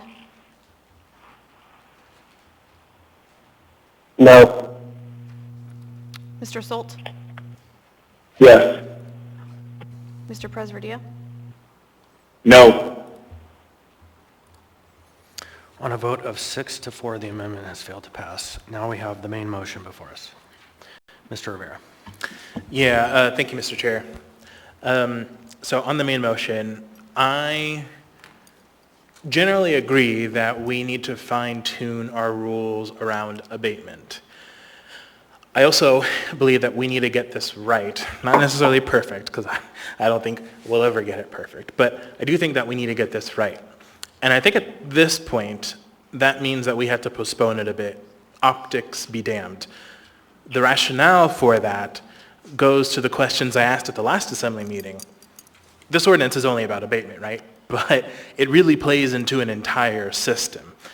And I don't think we have a clear idea, at least speaking for myself, I don't have a clear idea of whether this helps the system or hurts the system. I think, as I put it at the last Assembly meeting, moves us forward or moves us back.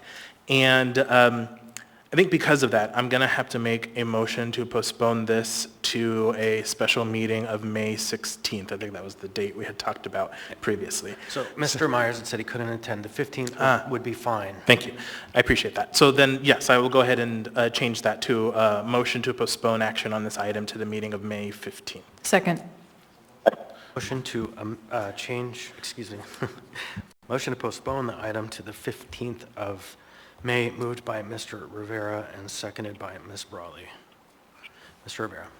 Yeah, thank you. So on top of everything that I said previously, I think postponing this to the meeting of the 15th will, I think, one, give us a little bit more insight into the arguments that the Supreme Court is going to have, and although this isn't necessarily a one-to-one ratio, but generally you can get a sense of how the Supreme Court is going to rule by listening to their arguments.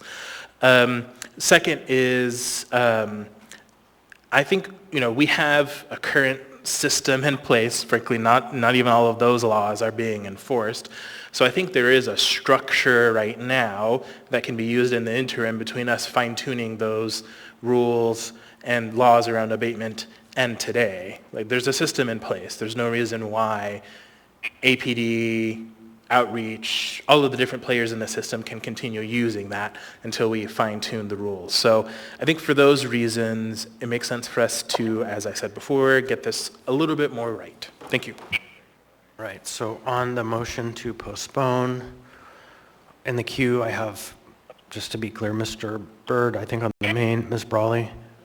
Go ahead. Yeah, thank you. I will support this. And so I've been struggling with this since it was first brought up. There's this proposal, but there's so many unanswered questions. And I know that there will probably be a narrative that we are simply kicking this can down the road or postponing it, but there is real legal jeopardy at stake here. And there's also issues, as we said, of enforcement. There are budget implications because a lot of the questions have been raised. If we're not allowing people in certain places, are we going to be providing bathrooms? Are we going to be providing hand washing stations the way we did last summer? And I haven't heard any proposals to essentially fund that. And I know that was a big discussion last summer as well. And so, and also just from procedural practicality, I think we've had a couple items, and I know that I have contributed to this for sure, where we have not really worked out what the body would agree to. We can only do that in open meetings, and so often it is helpful to have that initial kind of discussion, question, answer at work sessions, and it's also helpful to have the time to integrate multiple proposals into one. Oh, thank you. Thank you for turning off that microphone. Integrating multiple proposals into one. So that was the ask originally for multiple things on our agenda, was to be able to put them together, given that, and it does take time. It takes time, it takes legal research, it takes effort. And so it is a real thing to say that we can gain some time and make this entire process smoother by having that delay. And I will also note we had multiple 6-4 votes just now, which indicates that there is not broad agreement on this body. And so I don't think it serves us to make a decision without some key information, without that written legal analysis, which we can not only hear from our staff, but also that the public can see, and then to really, again, have the time and have just a little bit more time on the other side of our budget process to contemplate what's possible. And I think that's true not only for this ordinance, but it's true for the other items that we're going to be talking about. And I just feel deeply uncomfortable, and I am worried about the legal jeopardy that we might might be putting this city in by making these decisions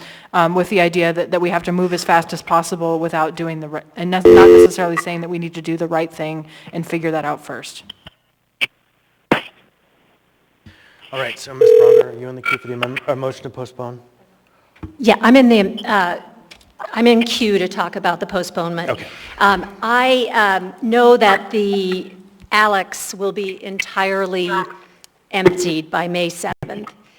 And I come from a teaching background, and I cannot even fathom the possibility of starting the school year, standing outside, just letting the students go in, sit wherever they want, grab whatever they want, do whatever they want. We need structure, and we need to have rules in place before people leave the shelter. And that's not saying anything against our people who are experiencing homelessness. It's just reality. They need that idea of what we're going to expect. To abate them one place or the other because they didn't know is really quite cruel. And I think that we need to just get going on this. Mr. Martinez, motion to postpone. Yes, thank you, Chair. And I just want to be clear, the order of our comments that have no impact in the sense of I'm not speaking to my colleagues, I'm speaking to this issue directly. But I'm challenged by a few of these items with respect to this. And specifically, I'm challenged by the fact that last year we couldn't do things that this year we apparently can write in law and then say we can do them. I don't know how that works. One of the challenges that I have the biggest things with is that one of the worst things anyone could do, and parents know this, is say what you will enforce and then not do it. Right? That's the worst thing that you actually can do. And I'm challenged by the continued nature of the conversation around enforcement, seemingly criminality, and not being able to designate where people can be. So that there is some reluctance from the administration, and I'm not sure whether or not I'll support an idea like that, but I haven't seen the administration say this is where folks can, in fact, be, but we're willing to say that with vehicles. We're willing to say that with a 1,000-person tent, assume the liability therein, but not necessarily assume the liability about designating where folks can be. We'll publish a map of where they cannot be. So it seems like there's a lot of missing pieces still to this puzzle. I don't think a delay today takes away from the opportunity for us to get it right, but I want to recognize that we're the assembly debating these things exactly to Member Branga's point at like game time, like it's now time. And fundamentally, that's not the right position for the assembly to be in. These are implementation questions that should be ironed out way earlier on so that we can deliberate these things thoughtfully. And I think a little more time to deliberate this to get it right, to hopefully have some degree of these answers, questions, and the resources in place to do a better job this summer than we have in the past is in order. Thank you, Chair. Mr. Colhase. Thank you, Mr. Chair. I'd like to have Mr. Byrd speak to the motion to postpone. Thank you. Mr. Chair, through the chair, I want to respond to a few things. First of all, you mentioned, Mr. Chair, I think that this is perhaps warrants more legal review. I just want to point out we have great lawyers. We have Jessica Willoughby here in the audience. We have Jason Thomas. We have Kate Buer. All three of them have worked intimately on this. You know, Mr. Chair, Ms. Willoughby has been here from the prior administration. She worked intimately with Becky Wynn Pearson when she was handling the fallout of Martin v. Boise. She has certainly the legacy of helping craft the municipal policy towards homelessness, and she's a great asset. She's here in the audience tonight. We have not only Chuck Gunther here on the dais that has worked on this issue, but myself too, Mr. Chair, who in my brief time in the municipal attorney's office, this was an issue we handled. I remember talking with Jessica about Grants Pass when it was a district court case out of Oregon. So you have plenty of attorneys, Mr. Chair, that have looked at this and have looked at this at least since late February. We submitted this into the system back in late February. We had an internal meeting with Member Branga. I think Member Rivera may have been there. That was on March 11th. We requested a work session, I believe, that same day 2 days later, we had an internal meeting with the CAP team and with prosecution. On the 26th, we had another internal meeting, which assembly members were invited to. I believe Mr. Rivera showed up for that one. And then, of course, we had the work session on the 29th, which produced the S version, which the body is currently deliberating upon. You've heard the Department of Law say that this passes legal muster under the current regime in the Ninth Circuit. With regard to the Supreme Court decision, Mr. Chair, I think that it was Ms. Willoughby who told me this, that Dean Chemerinsky, who often is up here for the Alaska Bar Convention, he's one of the most well-regarded constitutional scholars, he said the Supreme Court was going to take it up before they took it up, and he said it's when the Supreme Court takes up a Ninth Circuit case like this, it's likely because they want to rule on it for the whole country, and right now the Ninth Circuit is the outlier. The rest of the legal team that is functioning as attorneys can answer that question better than me, Mr. Chair, but I think with regard to what we can expect as a municipality, we can expect that there are going to be changes, but that shouldn't stop us. We shouldn't wait for the U.S. Supreme Court to take action to make sure that we protect the municipality as best we can. Finally, Mr. Chair, I wanted to respond to Member Martinez's comments regarding why aren't we telling people where they can go. And again, I will defer to, I'm sorry, I didn't even mention Mr. Gates and Mr. Hurt. They're obviously great attorneys too who are working for the municipality. But anytime we tell somebody where they can go, that's when the issue of liability comes up. And I remember looking at Lane versus City of Juneau when I was in the municipal attorney's office. That's a case that should make every attorney that works for municipality just stop and think, what sort of permissions do we want to grant to people who want to use municipal property in a way that otherwise would be unlawful. So anyway, I just want to make sure that the body is aware that this has been vetted. Yes, it's been a shortened timeline compared to 6 months or a year, but 2 months is a good amount of time, and we've had plenty of involvement both from the Department of Law and the body. Thank you, Mr. Chair. Thank you. I'll recognize Mr. Constant. Thank you. So this really is a rhetorical question. Ms. Willoughby, do you have a written legal opinion for us to consume on the dais? And I know the answer really is no. It's not drafted right now, but can you? I bet you can if we have some time. And so for my purposes, all of the words in the world don't mean much. Trust me. Trust me. No, show me the law. Show me the cases. Show me the analysis. And then let us chew on it as policymakers. It's not so easy to say, we have said it, therefore it is true. A proposition without evidence can and must be dismissed without evidence. And so I also want to say that I'm really sad to hear the administration is choosing to close the Alex by May 7th. The emergency cold weather shelter season extended to May 31st.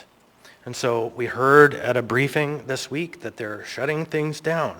That's a choice. Now they would argue, well, the Assembly didn't give us money. In the normal operation of a municipality that has a functional executive branch, the executive branch brings the proposal to the Assembly. The Assembly then considers it and then either approves or doesn't. But we're not in that environment anymore. Instead, the Assembly members are relied upon by the administration to come up with the proposals to fund the ideas that they lay on the table. So, for my part, the argument to postpone is very valid because we need information, legal analysis, APD's analysis, and a map. Mr. Hurt. Thank you, Mr. Chair, and at the risk of lawyers wading into this, though we keep getting our names invoked, Mr. Gates and I have looked at this and we'll be the first to admit that we're not as involved and weren't the drafters on this ordinance, but the question of legal authorities keeps getting raised, and I guess our understanding of code is that the administration already has resources and authorities and has the legal department that can provide guidance under the existing Supreme Court case law to accomplish what I think their policy goals are. And I guess I don't see what authorities this ordinance achieves that they don't already have in code or inherent to the executive. And like I said, if the Department of Law can clarify that, I think that might help the body in determining whether or not this ordinance is something that they want to codify in code, because if the legal issue I think we're trying to address would help kind of clarify the argument, as opposed to, I think everybody agrees that, homelessness is a problem and how to address it is a great question. So I guess it's more of a question, which is not necessarily my usual role, but like, does this ordinance achieve something that's not already inherently in code or inherent to the executive? Yeah. More questions.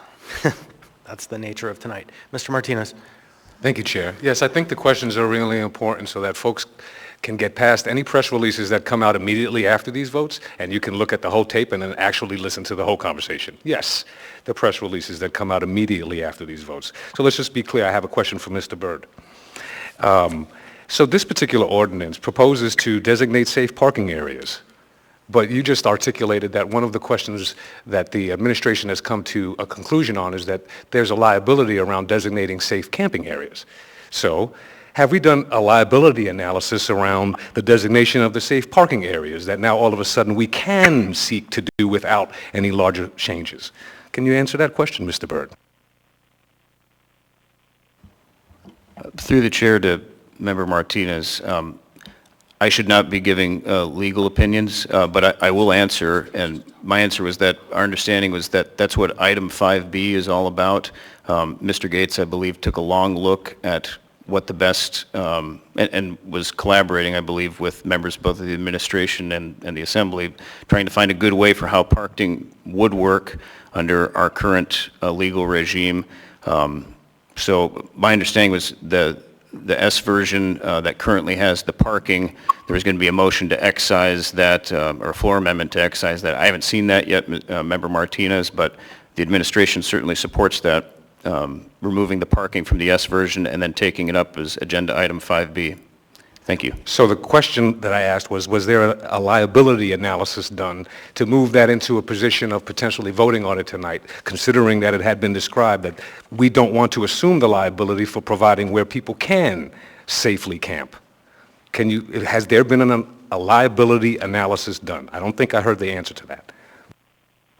Through the chair to Member Martinez, not by myself, Member Martinez, but I would defer to the Department of Law and those who are working with Mr. Gates.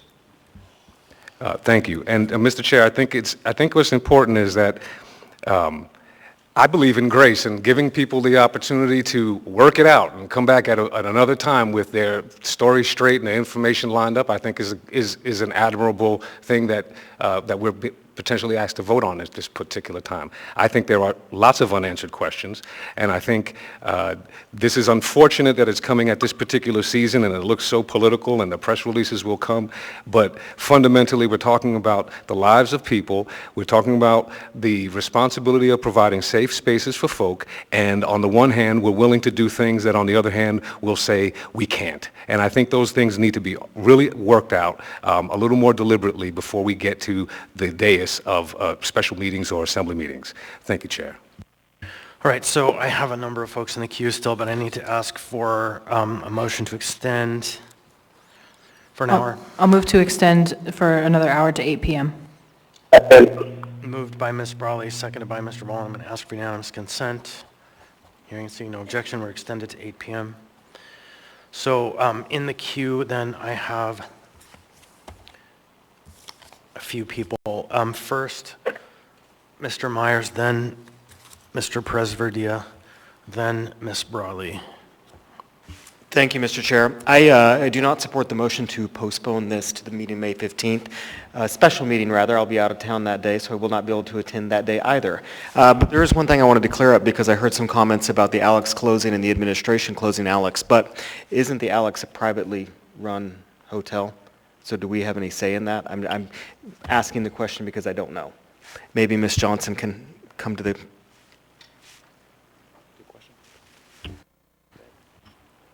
Through the chair to Mr. Myers, we had no decision-making in the date. Had we got them into a contract obligation sooner, we could have most likely gone to May 31st, but because we did not have the funding allocated to continue the progress at that shelter, they came back and said that we only want to shelter through May 7th because they had heard that we had an early tourism season coming and they wanted to get back to regular standard business. That answers my question, Mr. Chair, which is why I think we need to make a decision on this evening. All right, thank you. In the queue, Mr. Presverdia, and then Ms. Brawley, then Mr. Volland.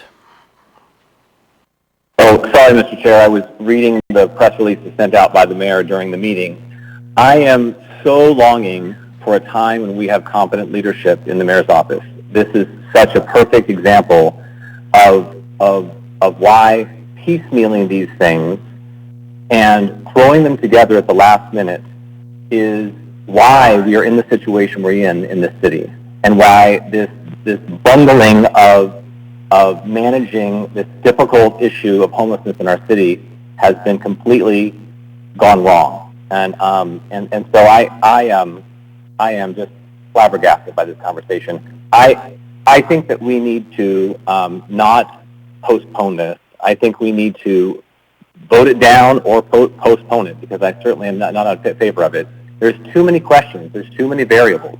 And the thing that really stands out to me is, once again, as it always has been with this administration, is there's no plan. There's no thought how this connects to all the other pieces of how we're trying to address this complex issue. It's just another thrown in piece. And so as somebody who's trying to make good decisions about the future of this city and about how to use our resources in a thoughtful way and how to keep the people of this city safe, it's so difficult to be able to have these pieces and parts be brought together. And it just demonstrates to me that it's failed leadership in the mayor's office, it's failed leadership in the Department of Health over homelessness. It's just Mr. Chair, point of order. So Hold on, Mr. Presverdia. Mr. Colais has raised a point of order. Go ahead. No, point of order. If I may. Oh, so let me hear the first point of order, and Sure. then we'll take up the second one. Mr. Colais. Mr. Chair, I remain silent, but when Mr. Presverdia starts attacking the dedicated, faithful employees of the health department who are just there to do a job, they're not political, they are working tirelessly on all the issues that face the city, I find those comments to be out of line. Thank you. I think that there are tiers of employees at the health department. Some are, in fact, de facto political, and some are not. And I think members would be wise to carefully construct their comments to protect those who are, in fact, line employees from such comments. But I think that anyone who moves themselves into the political sphere is, in fact, subject to the political forces. Mr. Rivera. Yeah, thank you, Mr. Chair. So I've been doing this, I think, at the last several assembly meetings, and so I will continue to do this and hope that maybe if the administration wants to raise points of order, make amendments, do whatever it wants to do, that the mayor should be here. It is inappropriate for a representative of the mayor to bring forward a point of order. That is only something that is allowed to the voting members of this body. Thank you. Mr. Chair, if I may. Mr. Colais. Thank you, sir. Thank you, Mr. Chair. I'm not a lawyer, I'm not an expert on the code or the charter, but the code and the charter do say that in the absence of the mayor, that the manager has all the powers vested in the mayor with the exception of vetoes and emergencies. And Thank so you. we have had many discussions about this, and we have determined that that communication must come in writing from the mayor each time. It cannot be an ad hoc action, because the mayor's in attendance at an assembly meeting does not demonstrate that he is unavailable. It is demonstrating that he is making a choice. And so it would be fine if he sent a delegating email before every assembly meeting. He opted not to be here, but that's the ruling of the chair. Thank you, Mr. Chair. Wasn't aware that it had to be delivered in writing on every occasion. I do have a letter that I can deliver to the clerk right now. Thank you. Thank you. Mr. Gates, I hear you may have wanted in the queue. Mr. Chair, do I still have the floor? Yeah, I'll let you have the floor back as soon as Mr. Gates is done. Thanks. Sorry. Thank you. Thank you, Mr. Chair. I was just going to speak briefly to Mr. Martinez's question about liability and for having designated safe camping areas. Okay, hold on, Mr. Gates. Since it's all the way back on that, I am going to come back to you after Mr. Presverdia finishes. Okay, Sure. Sorry, I thought it was germane to the topic. Mr. Presverdia. Thank you. Thank you, Mr. Chair. And I wanted to be very specific that I am simply talking about the fact that this administration has failed to address homelessness in this city, period. And this is a good example of what is in front of us. And I think one of the key reasons is because, again, there is no overall plan and how this connects to that plan. And so I am not in favor of it, and I look forward to the day where we can have things in front of us that are connected to the overall vision for how we're going to address the issues in our city. Thank you. All right, thank you. And I will just note that Mr. Kohlhase, in fact, does have a delegation of authority dated today, so he will be, except for the veto, having the authorities of the mayor. So your point of order, Mr. Rivera, is answered. We have the records we need. So are you done? Are you done, Mr. Presverdia? Yes, I'm finished. Okay. Thank you.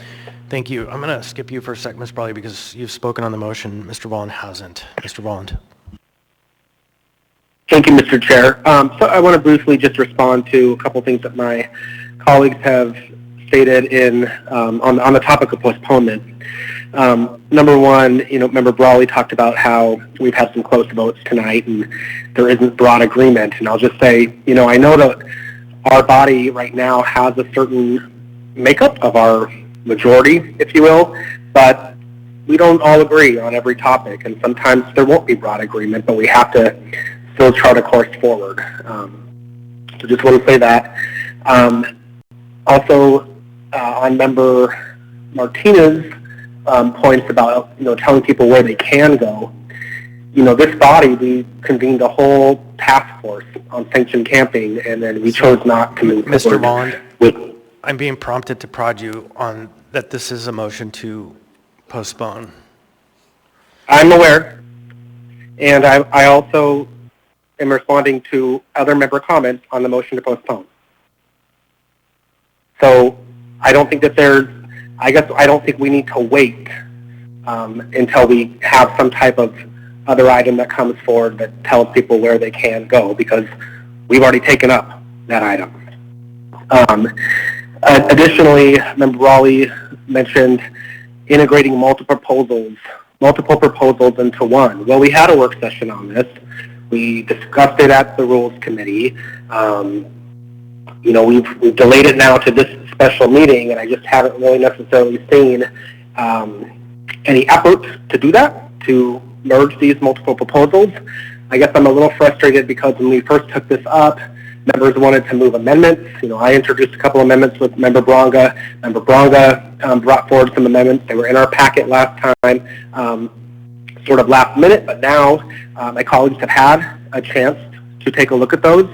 And what was requested at the last meeting was that we would, maybe take up the amendments later after certain members could talk for a very long time on the underlying motion, and so we waited to move the amendments. I was able to move one of my amendments tonight, but there's others in the stack, and so I guess I'm just a little frustrated. It's been kind of hard attending on the phone tonight, too, just to make sure that I can get in the queue and try to move those amendments. So, yeah, I think I'm going to vote no on postponement. I think we've had time to digest the proposals that have been brought forward, the original and the S version, and also member amendments. If those amendments are not adopted, even via close vote, that's okay. The body can go that way. If the underlying motion is not adopted, or it is, I think we can go that way as well. So, yeah, I will be voting against the motion to postpone. Thank you. Ms. Brawley.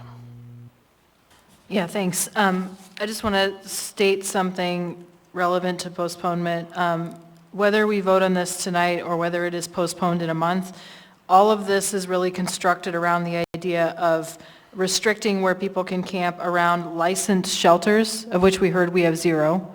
So there was discussion about provisional licensing. So to my understanding, the shelters that exist in town now, this doesn't apply unless they are licensed.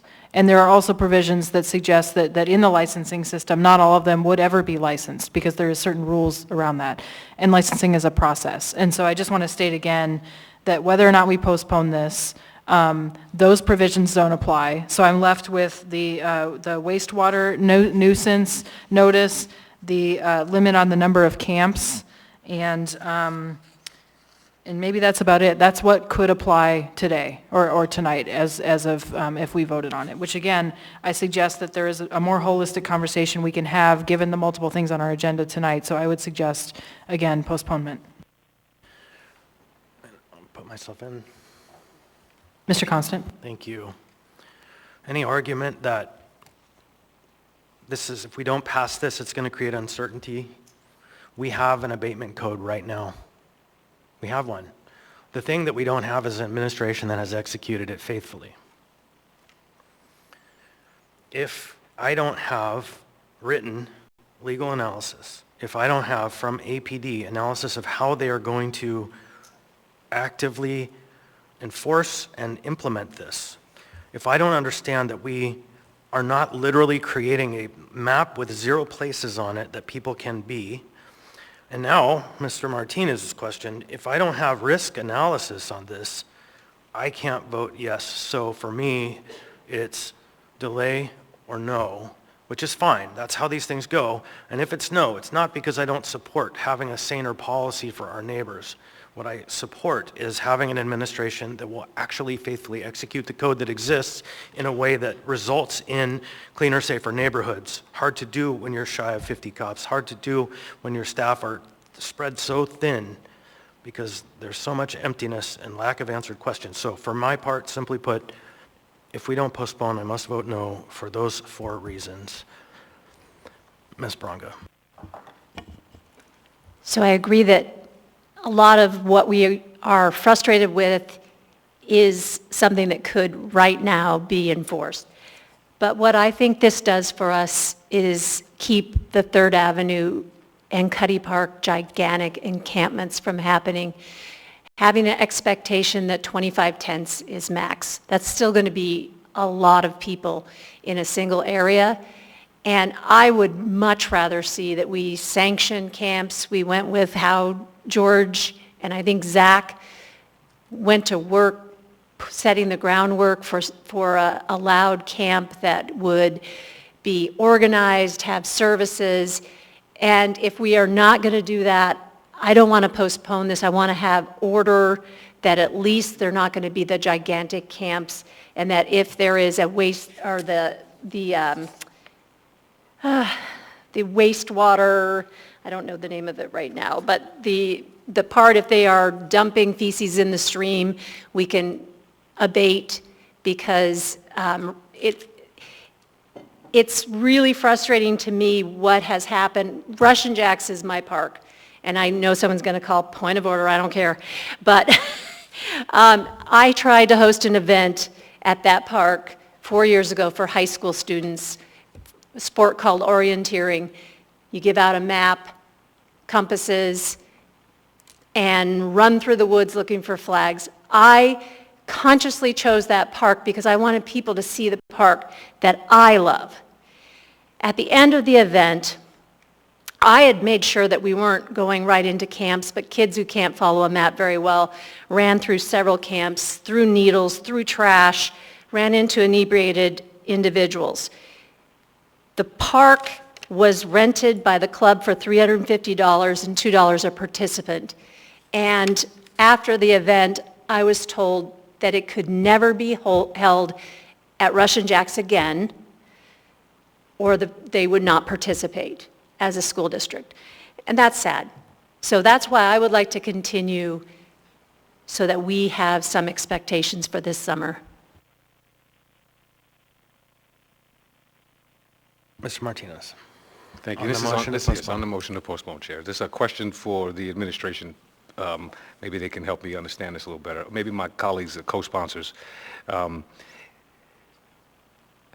Where people are parking illegally now, areas that would not be in the designated safe areas, what would happen to those particular areas? Would there be abatement from an area that is not designated for parking to an area that's designated parking? How would that work? I'm thinking of parks in all across the community that already have activity happening, and so what is the actual plan for that? That may determine whether or not a postponement makes sense or not. Mr. Colhase? Through the chair to Member Martinez, I'm going to take a chance and put Mr. Braniff on the spot. Mike, would you be able to help address that question? And if not, I'll ask the Department of Law to come up.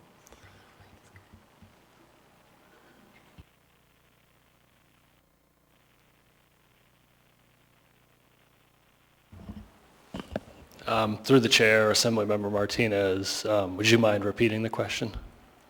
I'll give it a shot.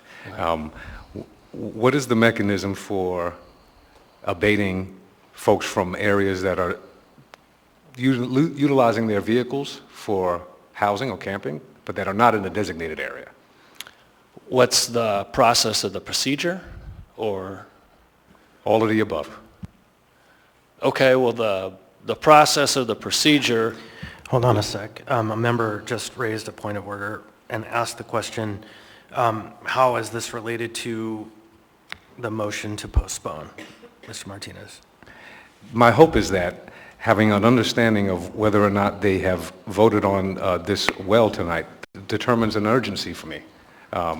Do they have an actual protocol in place? There's an actual, if these things are implementable now and we can actually have a clarity of implementation, it may determine my vote on whether or not I want to postpone or not. I see more people questioning. Mr. Rivera.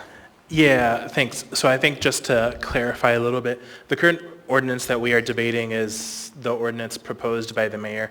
There is a separate ordinance that's on our agenda, I believe it's item 5B on our agenda, that is solely the designated safe parking area. So it may be that your questions are better for that particular item. Thank you, Mr. Rivera. I appreciate that. All right, so any other input, Mr. Martinez, on this? No? Okay, thank you. I don't see anyone else in the queue. The motion is to postpone to the 15th of May. Members may proceed to vote. Mr. Volland? No. Mr. Solt? No. Mr. Presverdia? No. All right, on a vote of 4 to 6, the motion has failed. The main motion is back before us.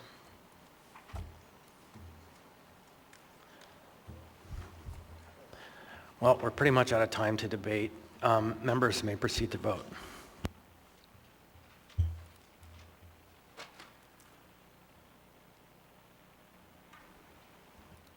So, point of information, are we not going to have an opportunity to move the amendments then?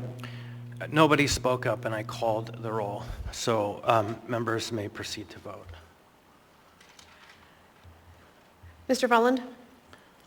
On the main motion? Yes. Mr. Solt? Yes. Mr. Presverdia? No.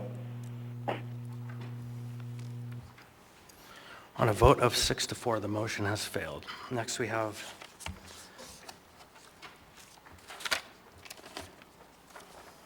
I'm looking forward to the press release. Next we have item 4C. 4C is AR 2024-137, a resolution of the Anchorage Assembly recommending and urging the administration to establish a pilot program to operate and maintain a registry of properties that offer space for temporary accessory tent camping use. Waive reading. Thank you. Move to approve. Okay, there's a motion to approve by Ms. Bronga. Is there a second? Second. Seconded by Mr. Johnson. Ms. Bronga. Thank you, Chair. This is a resolution that I worked with Mr. Gates's help. It establishes a pilot program where we could get interested businesses, nonprofits, churches, and I brought this up last meeting as a possible amendment to the main motion, but it seemed, as I was told by a coalition to end homelessness, that it was better as a resolution standalone.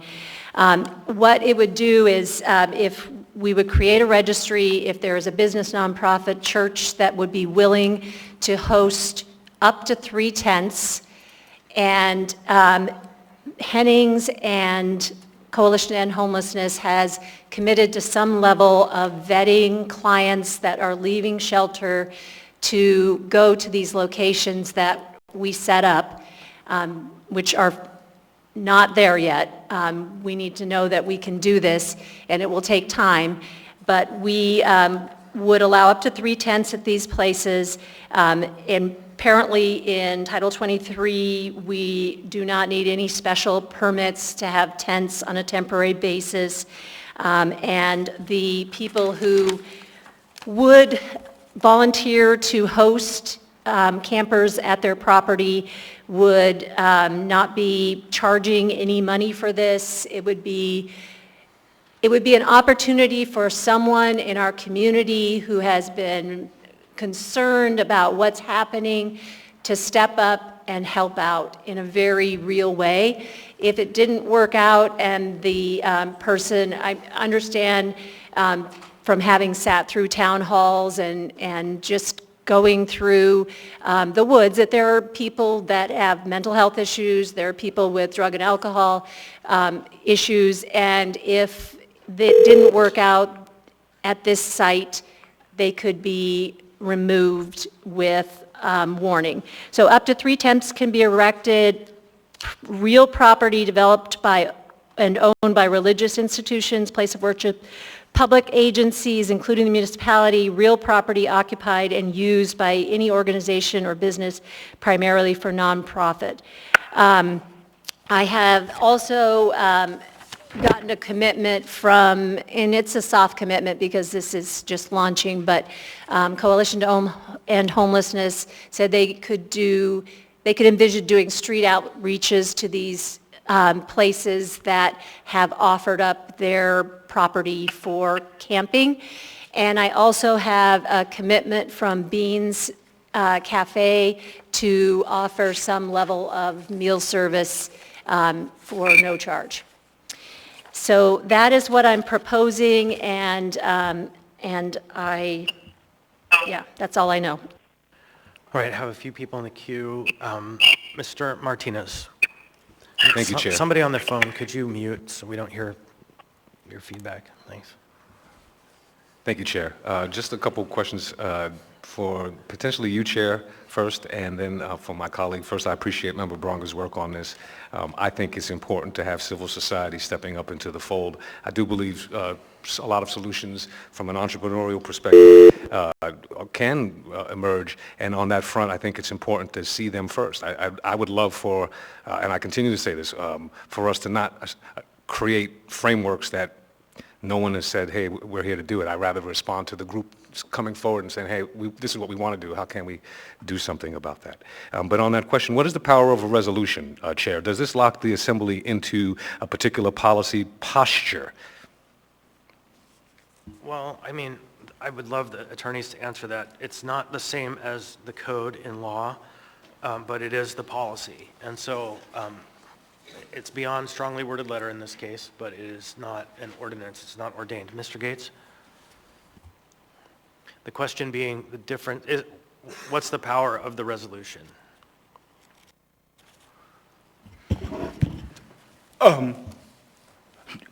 This resolution is basically asking the administration to undertake a project. So it does, in a way, I mean, if it's passed by the Assembly, sort of set out that the body has a policy that you'd like to see this happen, but it doesn't have the force of code or force of law.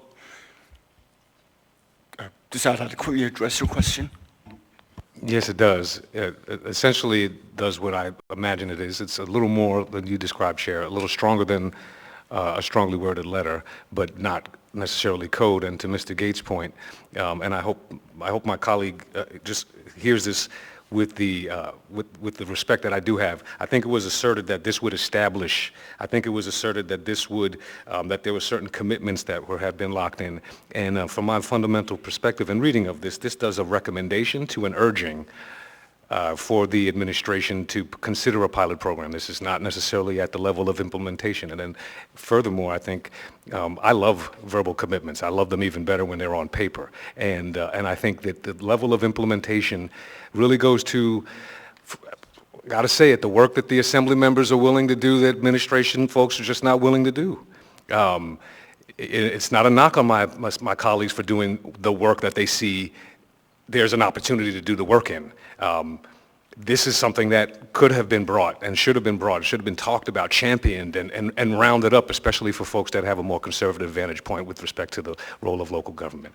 So, Chair, I think that, I just wanted to be clear, this is an urging, a recommendation, and even if it were to pass today, it really declares some intentionality, but it doesn't have any ability to be enforced, and we still have to go to work on that level. So I just wanted to be clear about those things. Thank you, Chair. Thank you. Mr. Rivera. Yeah, thank you, Mr. Chair. I appreciate Member Braga bringing this forward.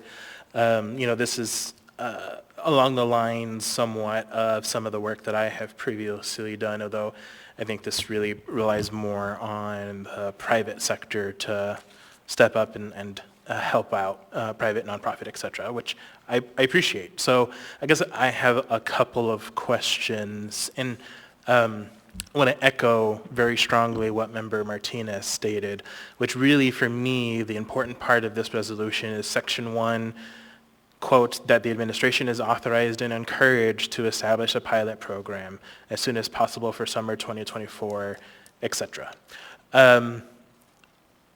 So I guess first my question is to the administration, is this something that you would support? And I ask that knowing that at least for other similar ideas, the administration has not been supportive. So I would be curious to see where the administration's stance is on this idea. Mr. Collias. Through the chair to Member Rivera, I would say, first of all, I'm very grateful to Member Braga for bringing forward innovative ideas like this. I think that having just seen this recently, we would need a little bit of time to review it. Thank you. Okay. Hold on one sec. A little more time, like later tonight, or a little more time, like sometime in the near future? Mr. Chair, I would say sometime in the near future. Mr. Rivera. Yeah, thanks. Okay. Yeah, I think it would be helpful to know something before we vote, because just echoing some of the arguments some of my colleagues have made against some of the proposals I brought forward, they weren't interested in voting yes unless they knew the administration was actually going to move it forward. And at this point, we don't have any clear indication if the administration is going to move this forward or not. So, I mean, I would be okay voting yes on this today, fully knowing that this may not actually happen in the end. Second question is to Member Braga. Can you please specifically name any entities and properties that have been discussed as possible usage for a pilot program? I have not gone around and gathered possible, but I have heard that Central Lutheran is planning the pallet shelter project, and they do not want tents. I want to be clear, but they mentioned several other churches that are impatient with the progress of the pallet shelter, and she felt like some of them may be interested in coming forward. I'm just judging from the volume of the emails that I've had of people who really want some way to help that we are going to find it. Now, as to, I don't know, I got to get back in the queue for this, so thank you. Great. Thank you. Thank you, Mr. Chair. All right, so I have myself in the queue. Mr. Constant. Yeah, so I am in the universe of people who believes that our community has a lot of people willing to get in and actually dive in and put in the sweat equity to make a difference. And I have long believed that our institutions of faith, which occupy an important position in our community and receive incredible benefits by the virtue of the nature of their organizations, in some ways have a duty to do some part of this work. And so I appreciate this offering to the members of the community out there that if they were willing to take this on, we are willing to meet them, which gets to what Central Lutheran is talking about in doing their tiny home proposal, their small scale housing, and also maybe this. I think if you look at American history, before this country was a country, the churches were the provider of social services, and in some ways we've gotten away from that, although there are some organizations who have done that work. And so for my part, I can support this because it helps to distribute into the community opportunities to serve. So Ms. Bronga, then Mr. Vollen, then Ms. Brawley. I was going to ask if I could bring forward the Coalition to End Homelessness to verify their commitment to helping out with this. Welcome. Meg Zalatel, Executive Director, Anchorage Coalition and Homelessness. Ms. Bronger reached out with this proposal. We said, yes, we could still do street outreach as long as we had the express permission of the property owner to enter the property, and that if the shelter provider was helping make connections with property owners and they let us know where folks were headed, that would be another good way for us to make sure we could document that permission, and we'd be able to provide our typical encampment outreach services. Thank you. Still have the floor. All right, thanks so much. The other thing that I wanted to bring up is to the administration. This is not totally unheard of because it was brought forward last Tuesday, and it was going to be an amendment at the time to the main motion. At that time, we were talking about following a model done in Hillsborough where private residences were allowed to host one tent, and Ms. Johnson got up and expressed some concern that there may be some squatters' rights of people going into residential neighborhoods, into yards, and maybe have difficulty getting them out. And I had received a call from RRS that they're very supportive of the concept, but really they were nervous about the idea of individual yards. And I really took some time to listen to everything Kathleen had to say about it, someone who is well-meaning but has no idea what they might be getting themselves into. So I feel like this being placed not in residential areas is a really nice way to go forward. Mr. Volland. Thank you, Mr. Chair. So I appreciate Member Bronga bringing this forward. I guess I just am a bit confused as to why this might be needed, other than maybe the policy statement. Are private property owners currently precluded from allowing camping on their property? So if a church wanted to host people, or if somebody wanted to host someone in their backyard, is that currently not allowed, is my question, maybe for the administration. Ms. Bronga. I can't get into the further, but what this does is allows us to create a registry. Right now, tents are allowed on public properties, or private properties and nonprofits. But what this does is create a way to match someone who would be suitable with less supervision, and the shelter, Hennings and both Coalition and Homelessness know their clients. They know who might be successful. They know who might want to be staying away from the shenanigans going on in the woods. And this could just I feel like be a great partnership, but it has to have that level of registering people and matching them with a location, and then we would know where individuals are, to help, if housing comes available and we know they're at Shiloh Baptist Missionary or Baptist Church, boom, you go and get them. Okay, that's helpful. Thank you. Okay, in the queue, Ms. Brawley and then Ms. Cloyce. Yeah, thank you. I do appreciate this being brought forward. I also do not have confidence that it will be implemented because of basically the discussion for the last year around whether or not the administration supports this. Clearly, they have not taken a position yet. We don't have the mayor here to speak to his own. Okay. So let's pivot to the administration, then you can have the floor back. Okay, thanks. Thanks. Mr. Cloyce. Thank you, Mr. Chair. I forget the term you used, Mr. Mayor, but in a short time is here. We do support this. And again, I want to express my appreciation to Member Bronga and to the comments from Ms. Zalatel. I think that a joint effort would make this a successful alternative. Thank you. A successful tool. Thank you. Thank you. Ms. Brawley, to finish this up. Yeah, thanks. So in response to that, just specifically, you say you support this. Does that mean that the administration is willing to put the time and staff resources toward what essentially is a permit system? And what would be the time frame for standing that up? Through the chair to Member Brawley,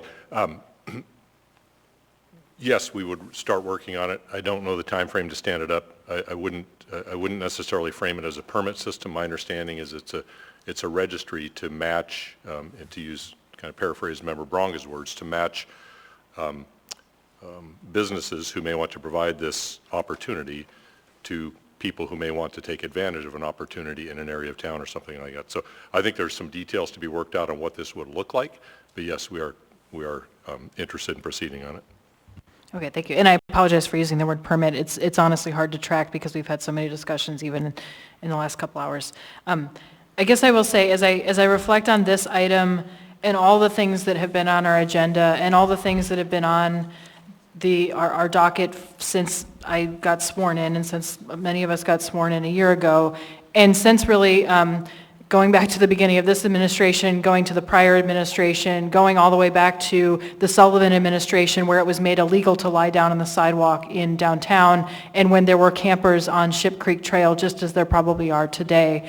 I just want to say I appreciate this look for solutions. It feels like we're always trying to fill a void, and the void is that we have no coherent plan being put forward for how all these things get put together. And I appreciate the work of the coalition for putting together the anchored home plan that is focused on housing, but that organization can necessarily not address what the city's role in this is and what the city decides to do, because there are legal implications and there are life and safety implications for people who right now are sleeping outside or in our shelters in transitional housing and all over the city. So I will support this, but I really struggle because I feel like this is something the community keeps getting wrapped around the axle for every single year since I've moved here, and probably many years before that, and we are unwilling to step back and say, what is our overall plan, and then take responsibility for that plan, put the resources toward it, put the people toward it, and then put the community will toward it to figure this out. Because what I saw in all the emails that we've gotten to support prior items that we already have dispatched with was really, the crux of them seem to be asking, do something. Figure out what we need to do. Please take the leadership and take the initiative to do it. So I appreciate that this resolution is one small slice of that, but it is in the absence of really any other kind of larger plan that I've seen come from this administration, and that is not something that we, the legislators, can put together, not only because we don't implement it, but because we are 12 people that can only speak as a body through policy. And so I will again ask, what is our overall plan? And that has implications not just for our neighbors who have housing, but also our neighbors who do not have housing. So I look forward to supporting this, but I still very much struggle with the bigger question. Mr. Martinez. Thank you, Chair. Just very briefly, I'll support this tonight, and I can appreciate Member Bronga's work on this and from drawing from our work from last summer and just bringing things forward again. I'm particularly excited that I heard someone in the administration say that we like this, and I'm glad that you like that. That there are folks who appreciate this. But I just want to put this on the record. None of what we're asking for in terms of the urging that this resolution does means anything if you're not going to do it. And fundamentally, I understand this to be something that doesn't need to happen for the administration to do something. And so it takes work. And if this is a spark or an FIA, a foot in the rumpus, then let it be so, and let us get things going. But fundamentally, the work of doing this work, to organize, to come to this body and say, hey, we've done all of this work, and we'd like to move this particular piece of action because it's going to enhance all of the work we've done. We keep getting to the place where we're recommending to the administration good ideas, and today we've heard that there's an appreciation for this one, so again, I celebrate that. But we also get to the place where there's lots of ideas talked about and no particular coherent strategy, as Member Brawley accurately pointed out. So I will support this today. I want to celebrate my colleague from East Anchorage for doing this work, and I hope that the administration, moving forward, all administrations, no matter this one, next one, let's do the work that it takes when no one's watching so that you could come back to this body with better products that we can actually move forward on. Thank you. Okay, I think that much has been said. I will only say that by a plan, I think members mean a series of projects, a comprehensive strategy, a budget to achieve them all in detail enough that we can approve it, not just, hey, let's do this thing again. Anyhow, members may proceed to vote.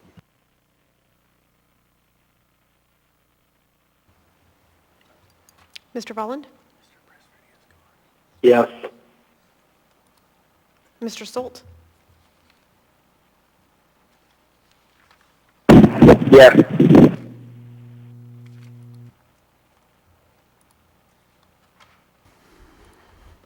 On a vote of 9-0, AR 2024-137 has passed the body. We're going to take a little break. 5 minutes. Oh yeah, we probably do need to extend the meeting another. It's till 8. It's till 8, so maybe another hour. Move to extend to 9 p.m. A motion to extend to 9 p.m. Is there a second? Second. Second. So Ms. Brawley, second by Ms. Bronga. I'm going to ask for unanimous consent. I'm hearing no objection. We're extended till 9, but still, members can use a break.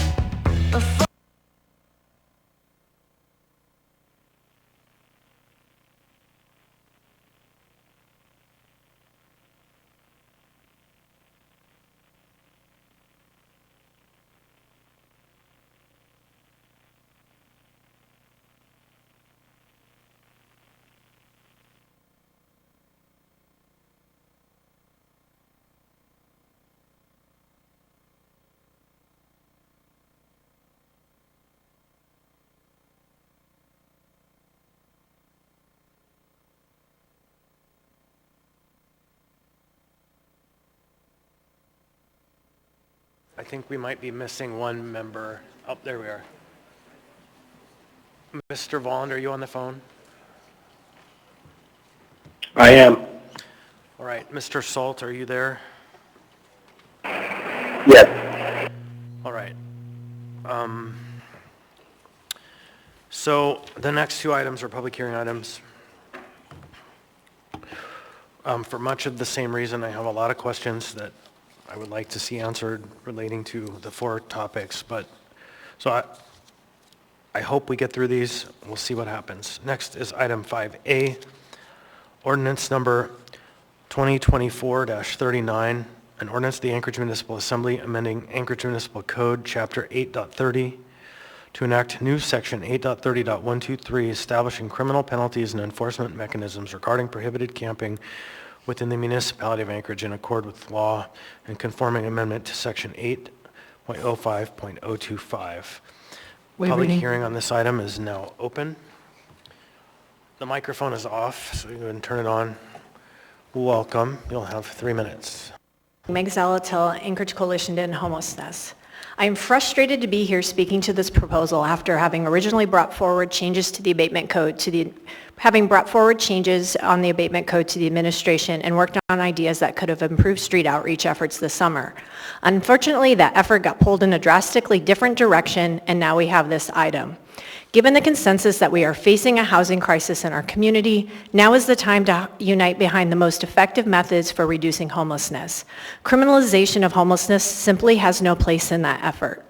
Punitive responses to homelessness, like the proposed ordinance, displace unsheltered individuals by subjecting them to arrest, forcing them to move along, or compelling them to hide to avoid police harassment or arrest. In that process, these ordinances can inflict damage on and sever people's access to supportive services and essential resources like food and shelter. In March of 2024, Community Solutions surveyed a number of service providers. Of them, 66.7% reported losing track of people with whom they were working, while 75.4% reported losing the trust of the people they were trying to get into treatment or services. In that same survey, 170 community service providers, continuums of care, and other organizations directly serving the unhoused population in their communities further illustrated that 84.2% of service providers reported criminal punishments resulted in clients getting criminal records that made it harder to get jobs and housing, while 77.2% reported people experiencing homelessness lost important documents like ID. The proposed AO states it will be unlawful for any person to camp in any park, street, or public property and shall be enforced at all times in the following locations.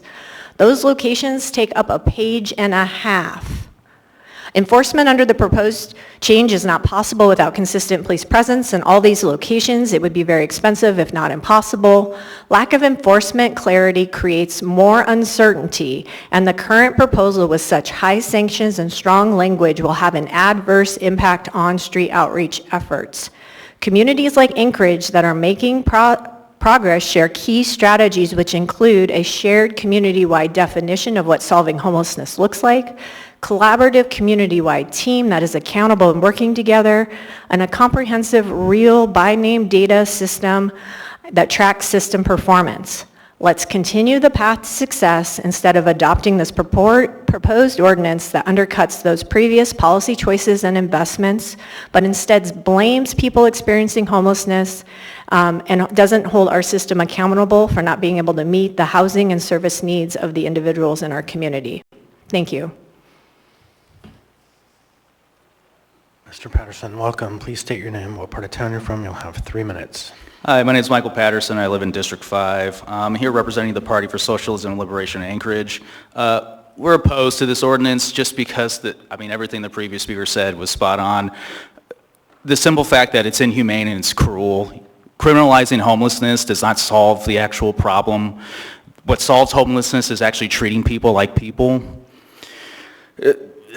It's frustrating for the last 4 years to be having this conversation and not having a coherent plan, and then in the potentially last few days of this administration, this is what they bring forward. This is just a political stunt. Essentially, I'm going to say something that probably might be surprising. Please please vote in the runoff election. It has become very clear to us that this administration is the biggest obstacle to solving the housing crisis. It's ridiculous. It has just been ordinances like, proposals like these that further criminalize. I used to work as a in-court clerk, and I worked at the Anchorage Jail Complex. I saw so many homeless folks come through there that either they're there for violating conditions of release because they're on electronic monitoring, they don't have a place to charge that battery, boom, you get a violating conditions of release. This ordinance is just going to trap people in the same cycle that they've been trapped in simply because they exist. This ordinance criminalizes existing. That's just plain and simple. Criminalization does not work. We need a coherent plan. And again, as I give another testimony about housing, homelessness again, we need a municipal housing authority. We need to get serious about a municipal housing authority. A lot of these problems that we're dealing with, a big mechanism that is missing is a municipal housing authority. Please stop, really to the administration, and hopefully what is the last few days of this administration, please stop wasting people's time with these ordinances that are simply just ideological proclamations. I mean, essentially, it is the conservative version of virtue signaling, that you don't like homeless people, you don't think they're people. Stop wasting our time with this stuff, and please, with the last, hopefully the last few days you have, propose something that's actually going to carry on, possibly beyond this administration, that adds, that contributes to a positive direction. Thank you. Thank you. Welcome. Please state your name, what part of town you're from. You'll have 3 minutes. My name is Eric Glad. I live in District 1. Once again, I'm so disappointed that this is among the package of proposals that this assembly is being asked to consider, as this spring follows 12 years after last spring, the last time the municipality turned hundreds of people back onto the streets of the city without a plan. 6 months since, it cleaned up the place where people were self-sheltering downtown and knew this day was coming. The municipality has had plenty of time, years in fact, to think about what it's going to do. And we've heard many comments tonight that I agree with about the need for more coordinated, less ad hoc, less 11th hour initiatives, things that are thought through, coordinated, and represent a comprehensive view of how this is all supposed to fit together. But here we are today looking at a proposal to further criminalize homelessness in Anchorage. And I say further criminalize in part because Mr. Byrd last week took exception to the fact that I and others stated that the city currently criminalizes homelessness. It absolutely, certainly does. Unless someone from the administration can explain to me, the public, and the hundreds of people who are living outside, sheltering themselves for lack of any alternative, where they can go and do that without committing the Class A misdemeanor of criminal trespass, I would be more than welcome to hear it and tell people where those locations are. But in fact, right now, it is a Class A misdemeanor criminal trespass to be in locations that don't have an exemption made for a particular purpose, like having a camping permit at Centennial Camp, the very same location where that provision was twisted 2 summers ago to try to funnel people when the administration had no plans that year. And I'll point out that at that time, the administration tried to wash its hands of any association with it and just simply said, well, we're giving people the opportunity of someplace to go. The lack of a coherent plan, again, is unsurprising, but no less disappointing and appalling. And again, there is no reason to further criminalize homelessness in Anchorage. Thank you. Thank you. Welcome. Please state your name and what part of town you're from. You'll have 3 minutes. Hello, I'm Lorena Grace Terry. I'm third generation Alaskan, and I don't just represent Anchorage. One of my hashtags is 907 Heaven, so I'm here to represent all of Alaska. As far as criminalization for camping out, that No, please do not criminalize, because we have a lot of people that are maybe construction workers, seasonal workers, whatever.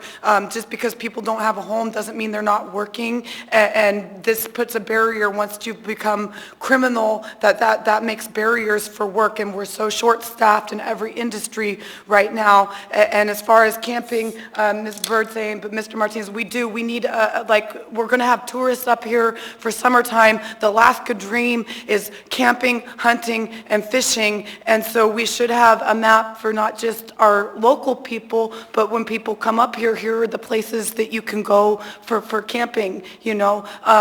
And as far as like bringing more structures up here, there's so much building materials that are being put in the trash every day. May is going to be our citywide cleanup. We don't just have a week now, we do it for a whole month of citywide cleanup. I'm sure as people are cleaning up, if we had like some kind of seminar before cleanup starts about, you know, it used to be reduce, reuse, recycle. There's so much materials already here that we can reuse and recycle and make buildings and shelters for people with stuff we already have here. And as far as space, like we're parked in the Anchorage Bowl, we're surrounded by park. There's so much park, and like Cuddy Park and certain parks like Russian Jack or whatever, there should be certain parks that are family parks. And you know, if you're going to camp out here, have it be a family camp zone. And I am so sorry to hear what happened during that orienteering, you know, because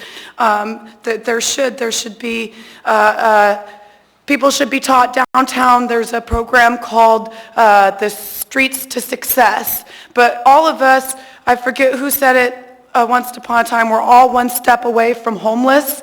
And so we need a Success to Streets program that teaches people who were successful but are now experiencing homelessness, how do you live on the street? How do you camp out? How do you use a honey pot? How do you wash your clothes by hand and hang them up and let them air dry and stuff like that? And certain skills that maybe, you know, just because somebody was successful in work zone can be successful outside, living outside, how to camp, how to clean up after yourself, giving people more access to trash areas so they can put their things in the trash and stuff like that. And thank you. Thank you. Welcome. Please state your name, what part of town you're from. You'll have 3 minutes. Irene Queetnow, Sand Lake. I find it very interesting, and I want to point out the double standard that is being used again.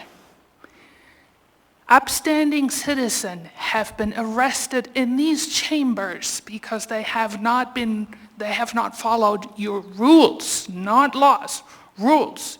You made a law, a rule that we can't clap, that we can't raise our voice, we can't point at you, we can't name you, and you have arrested people for that. But we have laws on the book that says you cannot camp in a certain area. And now you want to let those people, the people go free.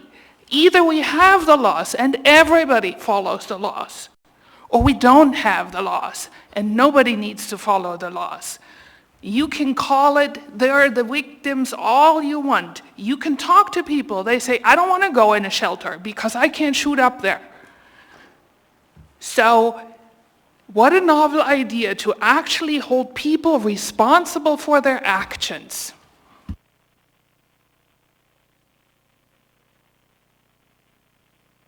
Welcome. Please state your name, what part of town you're from. You'll have 3 minutes. My name is Roger. Would you turn the mic on, hit the green button? Right on the top, there you go. My name is Roger Briley, and I'm a third-generation Alaskan, local property manager, property owner. I house 1,700 families right now in Anchorage, so I consider myself to be an expert when it comes to housing. And the issue that I'm having, recently we've housed, I believe, 90 individuals. I housed 5 of them, 2 of which I had to evict within less than 3 weeks. due to situations that arouse from drug habits. What I'm finding is the drugs is absolutely taken over this town. It's taken over the homeless issue. It's allowed neighbors in my buildings where I house these individuals to want to move out. They brought bugs in, they brought things in. There's no rules, there's no accountability. And the hardest time I have is trying to get these individuals out of the house. What I'm really focused on is trying to help people out with the drugs and the abuse. So as an example, if we're going to house these people and we're going to give them free housing and we're going to give them benefits and try to help them, why don't we hold them accountable? Drug tests, alcohol tests, things like that. We're going to give them all this kind of money. Why wouldn't we have accountability? There is no accountability. We just continue to throw money at this problem, and we're not even trying to solve the real issue. The issue is the drugs. And the second issue is they're robbing us. I mean, you walk out here and look at all these people that are on these roads walking around, they're like zombies. They need help. We're not helping them. All we're doing is trying to throw them into housing and think that's the solution. So then you throw them in one of my buildings, well then I'm stuck with them. And then I'm stuck trying to get them out. And then they bring their cars, they bring their junk. I mean, go look at this whole town. It's disgusting. I don't know how people want to live here. And then we want to have camping? Have them camp in your yards. Have them camp by you guys. They don't want to camp by me. And I don't want them by me. I'll help people that want to have help. Get off the drugs, get off the alcohol, become a good person. I'll house them. I have 1,700 units. I have 50 units every single month that are open. I choose people based upon their behavior and how they want to interact with us. And I give incredible chances. I don't care about evictions. I don't care about things if they're going to come and they're going to do it right and have accountability. We put these people in this housing. Once they're thrown in the housing, everyone forgets about them. I have a family right now, lived in my apartment building 29 years. They're 80 years old. They have the worst bugs I've ever seen. I've tried everything humanly possible to give them help. And I've been forced to evict them. I don't even know what to do.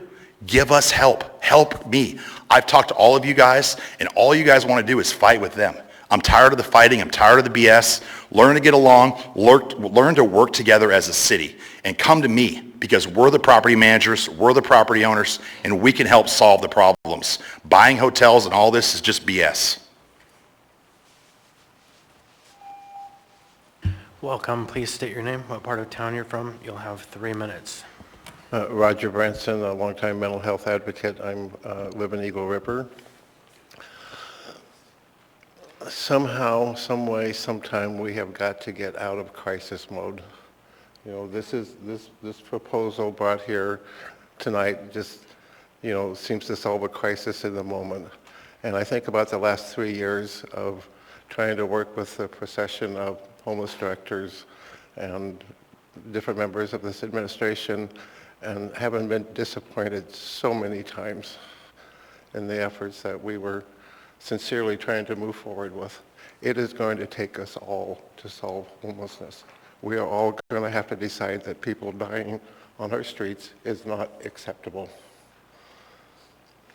Criminalizing the homelessness will send one message to the voting population, but it will send an entirely different message to the individuals who feel they've been disenfranchised, who feel they've been dehumanized, who feel that when people look at them, they don't see a human being, but someone that needs to be grouped into a group of folks that are not acceptable to society. We need to show them some love. We need to extend some trust and allow them to prove themselves that they will not violate that when it's sincerely offered. These last few years have been a pretty rough pull for me, and I'm just realizing how much the trauma that went on at Centennial Camp affected me and how it's affected me in the years since then. And I'm glad that I'm seeing that I recognize it and able to deal with it now. And I thank you all for your patience with me during that time.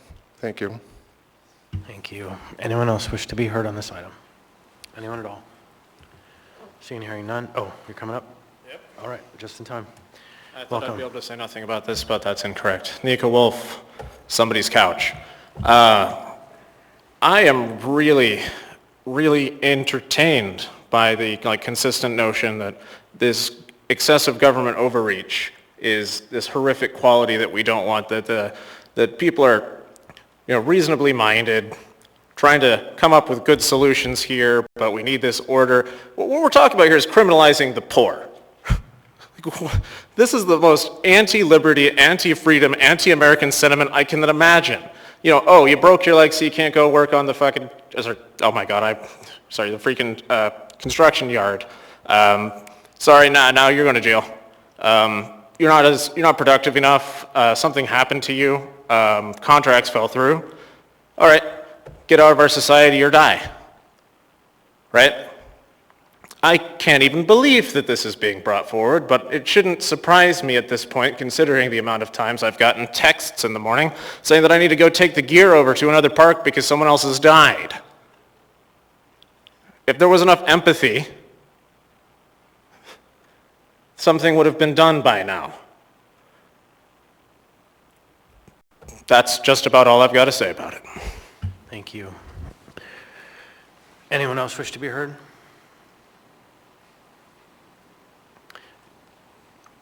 Welcome. Please state your name, what part of town you're from. You'll have 3 minutes. Yes. I'm Sophia O'Neill of Eagle River, and I almost didn't speak today by being overwhelmed with the listening. But I prepared something, and I think it needs to be said. I'm going to give you an example of scenario.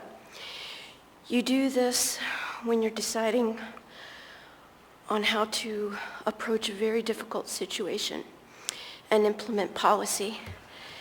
You try to make the people understand what exactly it's like to be dealing with specific problems, but you do it in regards to presenting it to their...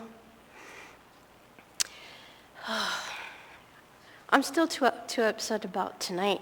I think I need to do this next time, okay? I'm so sorry. Yeah. All right, thank you. Anyone else? Anyone at all? Seeing and hearing none, public hearing on this item is now closed. What's the will of the body? Move to postpone. Move to postpone indefinitely. Move to approve. Second? Second. Okay, so that was dueling. There was a motion to postpone indefinitely, then there was a motion to approve, and then there was a second by Mr. Vaughn. Mr. Vaughn, who did you second? Sorry, Chair, I made a motion to postpone indefinitely. I was not the second for either motion. Okay. Who's got the But second? I will gladly second if there was another motion. But... Okay, let's start over. What's the will of the body? Move to postpone indefinitely. Second. Okay, I got it now. Mr. Rivera has moved to postpone indefinitely, and Ms. Brawley got there first with the second.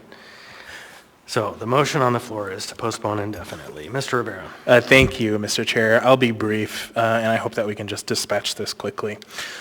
This ordinance is not what a city that calls itself a housing first community does. This ordinance is not what a city that wants to keep the trust of the people that we're trying to help does. This ordinance is not what a city that is trying to show the federal government that we are serious about solving this issue does.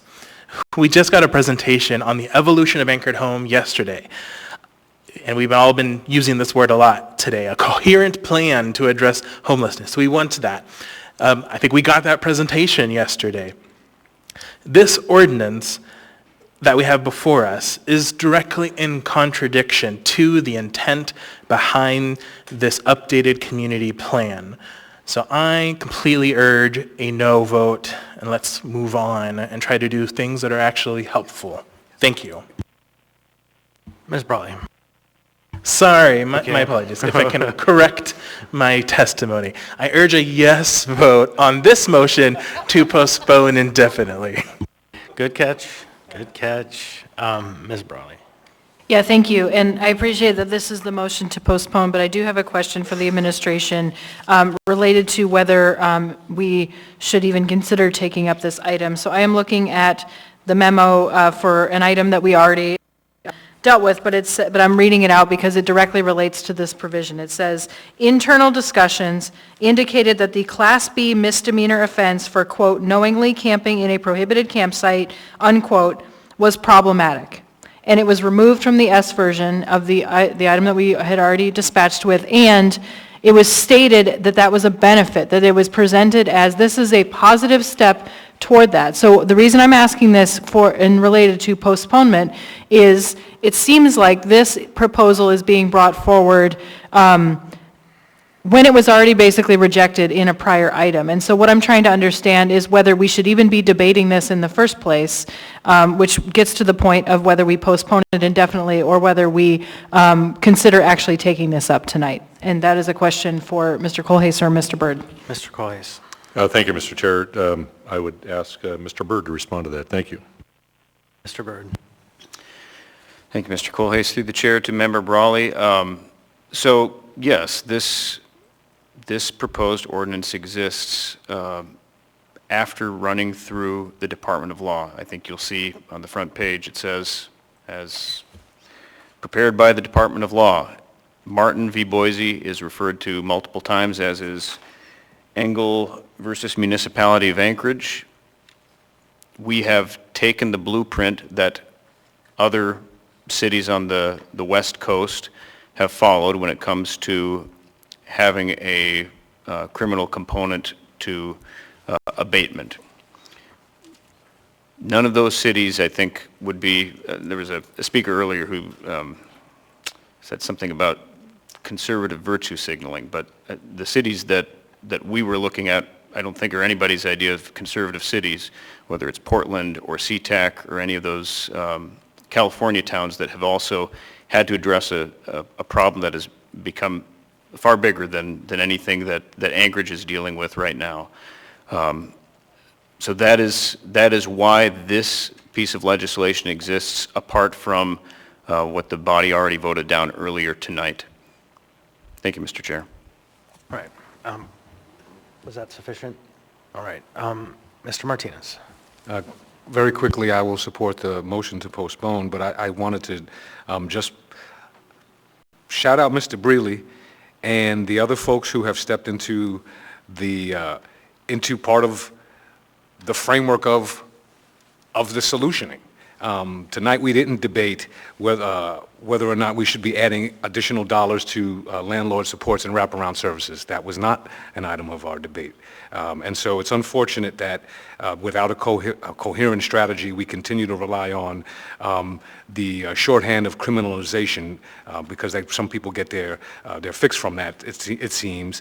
And I think that a postponement is in order here so we can actually just get back to the focus of a strategy and making sure that folks who are willing to step up with those housing units do have the supports that they need, because housing is the answer to what we're talking about. Thank you, Chair. Administration for a second bite at the apple. Mr. Byrd, through the municipal manager. Thank you, Mr. Chair. I just want to highlight the laid on the table item. There is a letter both from Anchorage Downtown Partnership and from the Fifth Avenue Mall and businesses inside it that supported multiple of the ordinances put forward by the administration tonight. And I want the body to be aware of that document. I also want the body to be aware that one of the things that I think we're obliged as an administration to hear is to hear from business owners who deal with these problems on a daily basis. This is something that the administration has paid attention to, and we bring this before the body to know, so that you know it's, Mr. Martinez said that somebody gets their fix out of bringing forth criminal components. I don't think it's anybody in this administration, Member Martinez. I think, as we said last meeting, we are here to help provide order, and the executive branch has an obligation to do that and to propose legislation that this body will review and vote up or down so that we can give our citizens an ordered polity. That's what we're here for. Thank you, Mr. Chair. All right. In the queue, then, I have Mr. Volland, then Ms. Bronga, then Mr. Salt. Mr. Volland. Thank you, Mr. Chair. I will say it's disappointing that this was brought as a separate item, standalone item, because the prior item that did not pass, which would have attempted to create some more defined community expectations around abatement policy, I voted in the affirmative for that. I think that is something that could be helpful and needed for our community in terms of mitigating potential health and safety issues.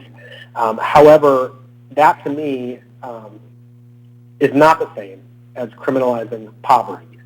And the S version that was brought forward, it was framed when we had the work session, framed as a collaboration between the administration and others, including assembly members. And the piece to criminalize, as Member Brawley mentioned, was taken out. And so this just seems like a weird move to say, hey, we're going to collaborate with you all, and we're going to take out this problematic piece, but then we're going to bring it back in a different form. And, I think for me, I think it's a dark, slippery slope to try to criminalize people who are just trying to exist. Where there is criminal activity, we have, I feel, laws on the books, that can deal with criminal activity. Criminal activity, whether it's theft or whatever it is, it should be enforced. And I think, I hear from downtown business owners all the time that they are frustrated that they call APD when there's an issue, and it takes APD a long time to respond, and they feel like their concerns are not taken seriously. And so if those things already are not able to be enforced in a timely manner, why are we adding a criminal misdemeanor to, I guess, something else that should be a lower priority, camping, for APD to enforce, especially when APD is already so severely understaffed. This administration has not been able to help give APD the tools to staff up in the way that they have needed to be able to respond to criminal activity as it is. And this conflation of criminal activity with homelessness, I think it's very problematic and a dark, slippery slope. I will just be voting yes to postpone indefinitely because I do not support this item. Thank you. All right, Ms. Bronga. I think Mr. Volan covered a lot of what I wanted to say, but I did see the message from Skinny Raven that had a fire in their doorway that almost caught the store on fire, a message from one of the downtown businesses that has to clean up a pile of feces every morning before she enters the shop, another by Centennial Park that she's about tens of thousands of dollars in lost rents due to issues with the campers there. So it's frustrating, and it kind of makes me want to, it's not the person experiencing homelessness that I'm frustrated with, it's the behaviors that aren't being enforced that could be. So we don't need to pass this. We need to enforce municipal code as it's already written to help make the city better. Next, thank you, is Mr. Salt. Thank you, Mr. Chair. So I think no one's for the criminalization of homelessness. I think what this AO is trying to seek to is to take back some public spaces for use by our citizens. We've all received emails of how our citizens are no longer able to use some of these public spaces due to a number of issues, from needles, from human waste, to just lack of public safety. So I think that's the intent of this AO, is trying to claw back some of these spaces for the public, for the citizens. I can't remember which of our public speakers made the comment, but I've traveled overseas quite a bit, and a lot of these places don't have homelessness. And I will say they probably have other problems, but one thing they have in common is drugs are not prevalent at all. And I think that's something that hopefully our new police chief will be able to crack down on, is drugs in the city, especially those that are preying on our homeless citizens. What I'd like to see is somehow we find a balance to where we are protecting our citizens that are currently contributing to the community and contributing resources that we are using to help address this homeless problem. And I also can't remember the other speaker that spoke to this. We need to provide the services around mental health, around weaning people off drug addiction, around giving them pride, a sense of belonging back to the community, not hiding them out of sight, out of mind. I do like the idea, certainly, of if a citizen were to take a homeless person and put them in the house, put them in the backyard, and as we spread that experience, many hands makes light work, and I think that'd be a good step forward to the solution, to embrace the homeless versus shun them or put them in dark corners. But again, our tax-paying citizens, our citizens that contribute, still need and have right to these public spaces as well. Thank you, Mr. Chair. Thank you. Next, Mr. Martinez. Just for clarity, Chair, on this item, the role of local government is not just order. It is also making sure that people have safe places to be. And so, on the one hand, we have an attempt of criminalization, as we heard tonight, but on the other hand, we don't have where people can be safe. So how about we actually make sure that we are separating out those who would otherwise prey on the vulnerable folks in our community who find themselves unhoused, and enforce the law that would protect those folks, like stopping the drug dealing and the trafficking and the stolen properties in places where there are people who are trying to just survive. So we can enforce laws today without doing this political moments where it seems like there's a real debate here. But in fact, it would be better to have a report tonight saying this is how we're working to take care of folks and provide a safe space for them, so we can make sure that the predators do not have easy access to some of our community's most vulnerable people. And I don't think we need more laws to go do that. I just think we need the willpower and the effective resources, including those outreach, which was adequately pointed out tonight with respect to the drug problems in our community. Thank you, Chair. Ms. Brawley. Thank you. I'm going to state two things. One is that the Department of Corrections, the State of Alaska Department of Corrections, has had the largest increase of any department since 2019. A few years ago, the cost of keeping someone in prison for a year was over $80,000, and I suspect that has gone up, just like every other cost. It is not fiscally responsible to address poverty with prison. We are shifting the cost to the state. We have made no such request to the state legislature to increase the department budget. And in fact, most of the discussions have been to decrease that department budget to make room for every other service that this state needs to provide, including education, potentially housing, social services, all of those things. All of those systems are increasingly broken. Also, I do hear from the business community that desire and that plea for us to do something to make the situation better, to not allow people to defecate in public places, for example. And it is important to understand that those are real asks. They are valid asks. This ordinance and this proposal to criminalize camping will not and cannot solve that problem. Not only will it not be enforced because we do not have adequate shelter beds, it may be enforced selectively and basically used to harass people, people who already have nothing or almost nothing, and it will not solve the problem. There is no way that putting more people in jail will ever solve the problem of poverty. I look forward to postponing this indefinitely.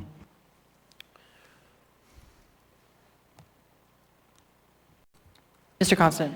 Thank you. I look forward to the third press release from the mayor's campaign team, his communication staff.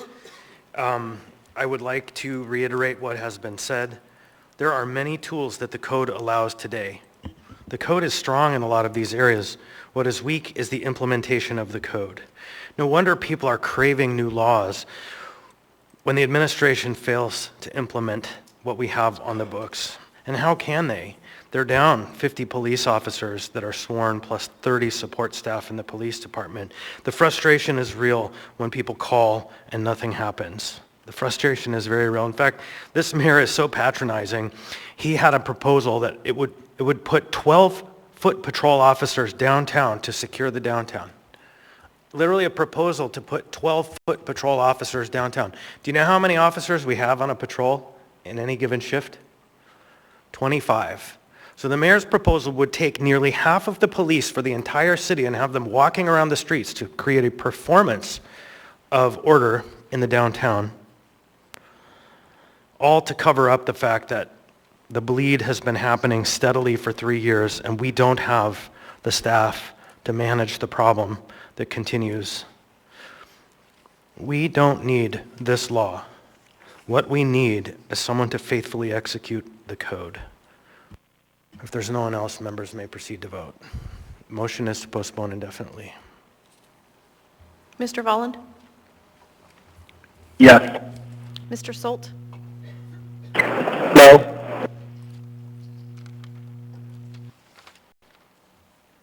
On a vote of, that's not correct. Yeah, Mr. Solt was a no. On a vote of 7-2, the motion to postpone indefinitely has passed.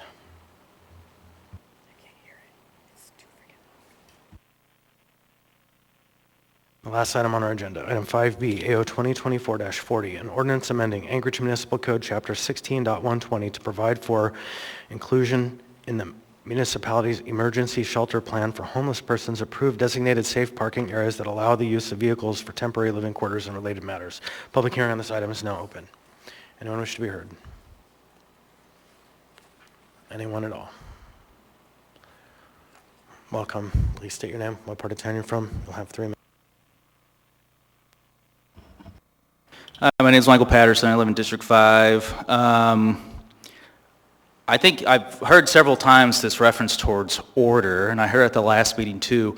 Order also means it's not just a violent action of enforcement. It's not prohibitory or coercive. Sometimes order is just telling people, hey, you can go here. It's okay. I'm a parent.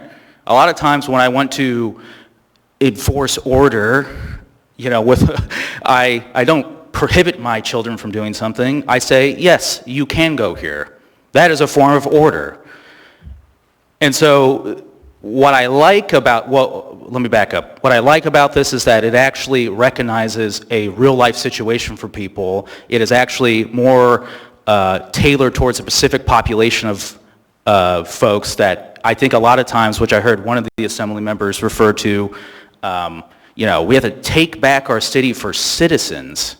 I don't know if, people who sleep on the street are citizens.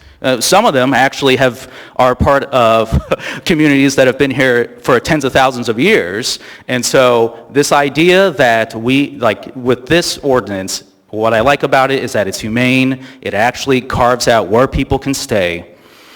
And 2, it's not coercive. It says, welcome. Please stay here. You are valued here. We recognize your situation and we want to help you. And this is an actual way to help people. What I don't like is that this really should have been proposed years ago.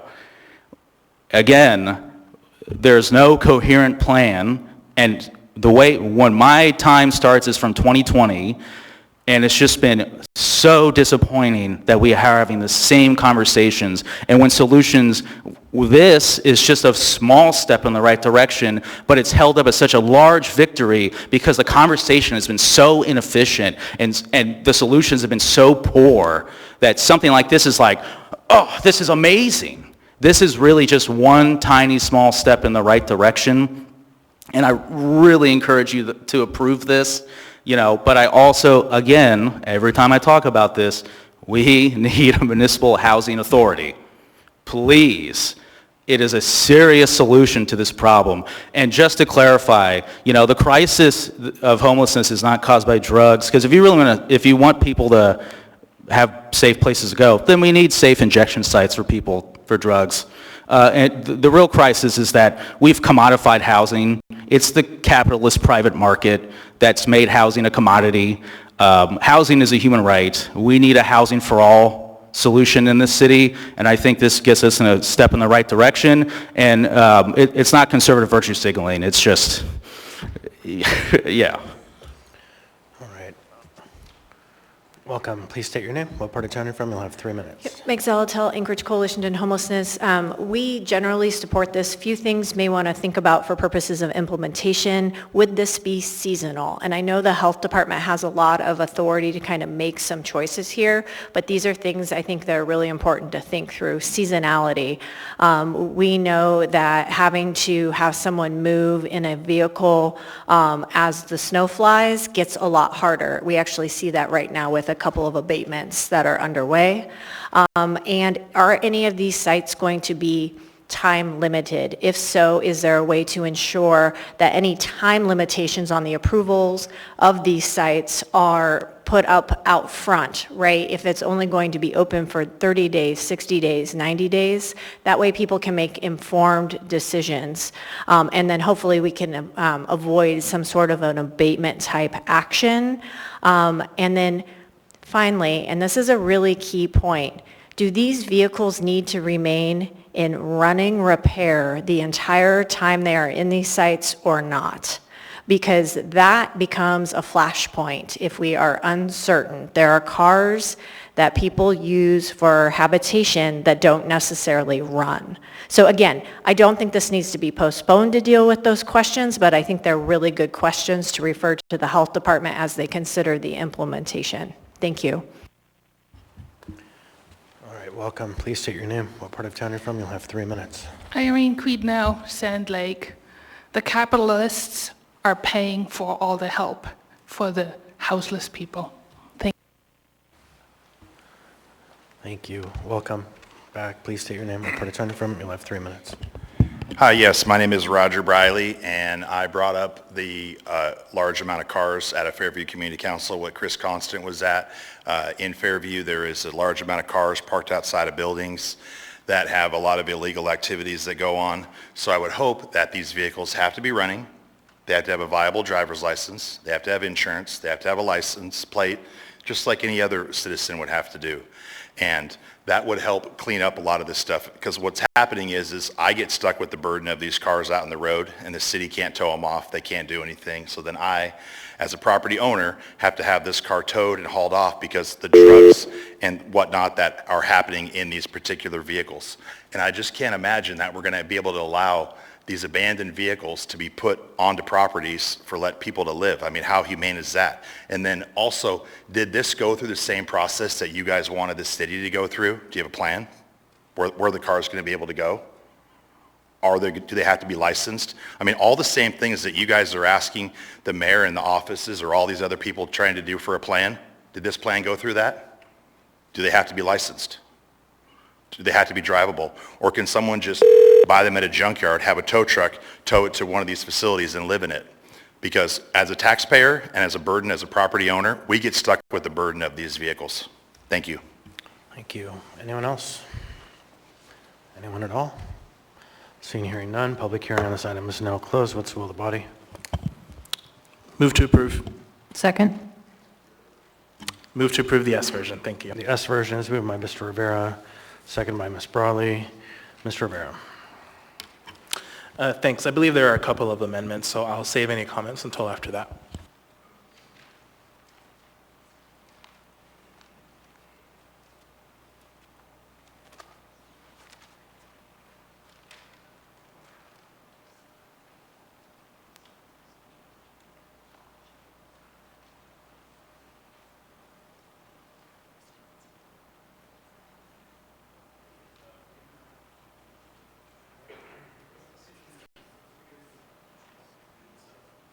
Which are the amendments? I don't know that I have them. Thanks. So there are two amendments, one proposed by Assemblymember Salt and then one proposed by the mayor. Okay, so who is moving what? Mr. Salt?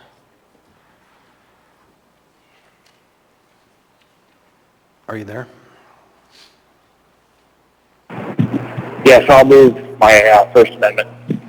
There is a motion to amend by Mr. Salt, seconded by Mr. Rivera. Mr. Salt, you want to speak to it?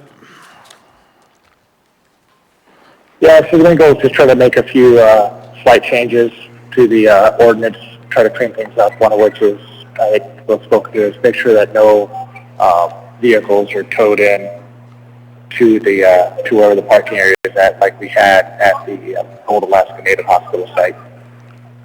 Thank you. Further discussion on the amendment? Hearing and seeing none, members may proceed to vote.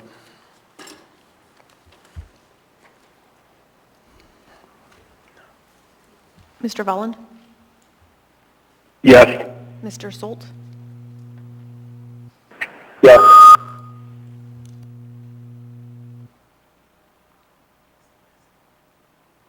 On a vote of 9-0, the item is amended. Is there someone to move the amendment from the mayor? I'll move the floor amendment provided by the administration. Second. Moved by Mr. Johnson, seconded by Mr. Rivera. Does someone from the administration wish to speak to it? Mr. Byrd? Thank you, Mr. Chair, and thank you, Member Johnson. So this was an amendment that I was handed pretty late in the game, but I think that it's been worked on by law and by Mr. Gates to clarify looks like providing authority for the department to consider the environmental impact of a particular application, applicant's plan and protocols. So, Ms. Buer, does that sound accurate as to what the purpose of the amendment? I think so, Your Honor, or Mr. Chair, sorry. I've had a few names tonight that I do not want. Not me, not it. So, okay, then any further discussion on the amendment? Hearing and seeing none, members may proceed to vote. Mr. Volland? Yes. Mr. Solt? Yes.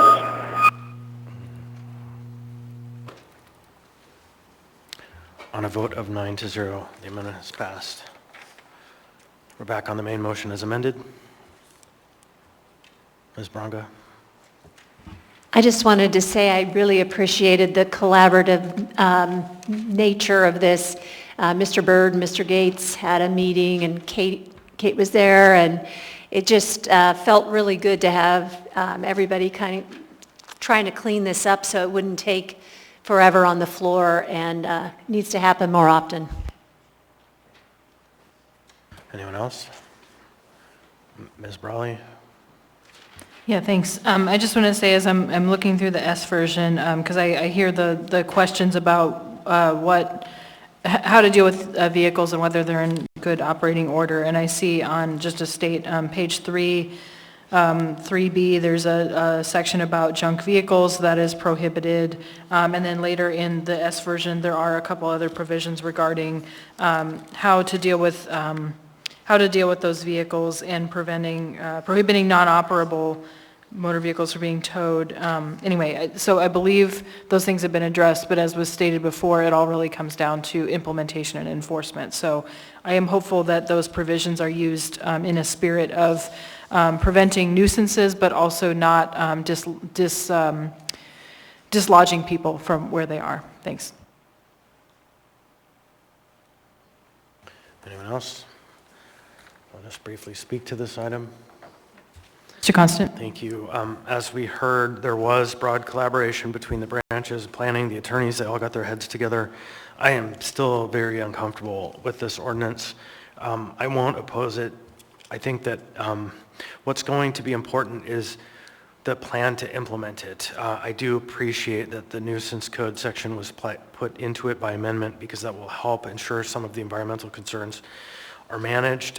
I think the simple reality that we all have to face is that in our neighborhoods, especially in neighborhoods that are doing their best to lift themselves up after decades of deterioration and disinvestment because of policy decisions related to roads and other harmful impacts, that people do move their vehicle from block to block to block to block to avoid that 24-hour time clock that the city has established. Sometimes they move it just half a block around the corner, and it's really just depressing. And so if this goes to achieve some form of relief that's orderly, I think to Mr. Martinez, I would just offer, this does move us closer to where you were last year. It argues for another conversation. That's my resistance to voting on this, because I don't want to create a system of permanent vulnerability. And I'm afraid that that's what these moves in that direction do. And so, but as a whole, I think it's rational. It doesn't do harm because these conditions exist and it might create some order, and humanity, as the individual spoke about, a welcoming approach. And I don't think anybody would suggest this was a large victory. This is a small thing. The large victories are when we house 100 people. The large victories are when we set up a new unit that can take on scores of people off of our streets. And we should explore the housing trust. So with that, if there's no one else, members may proceed to vote.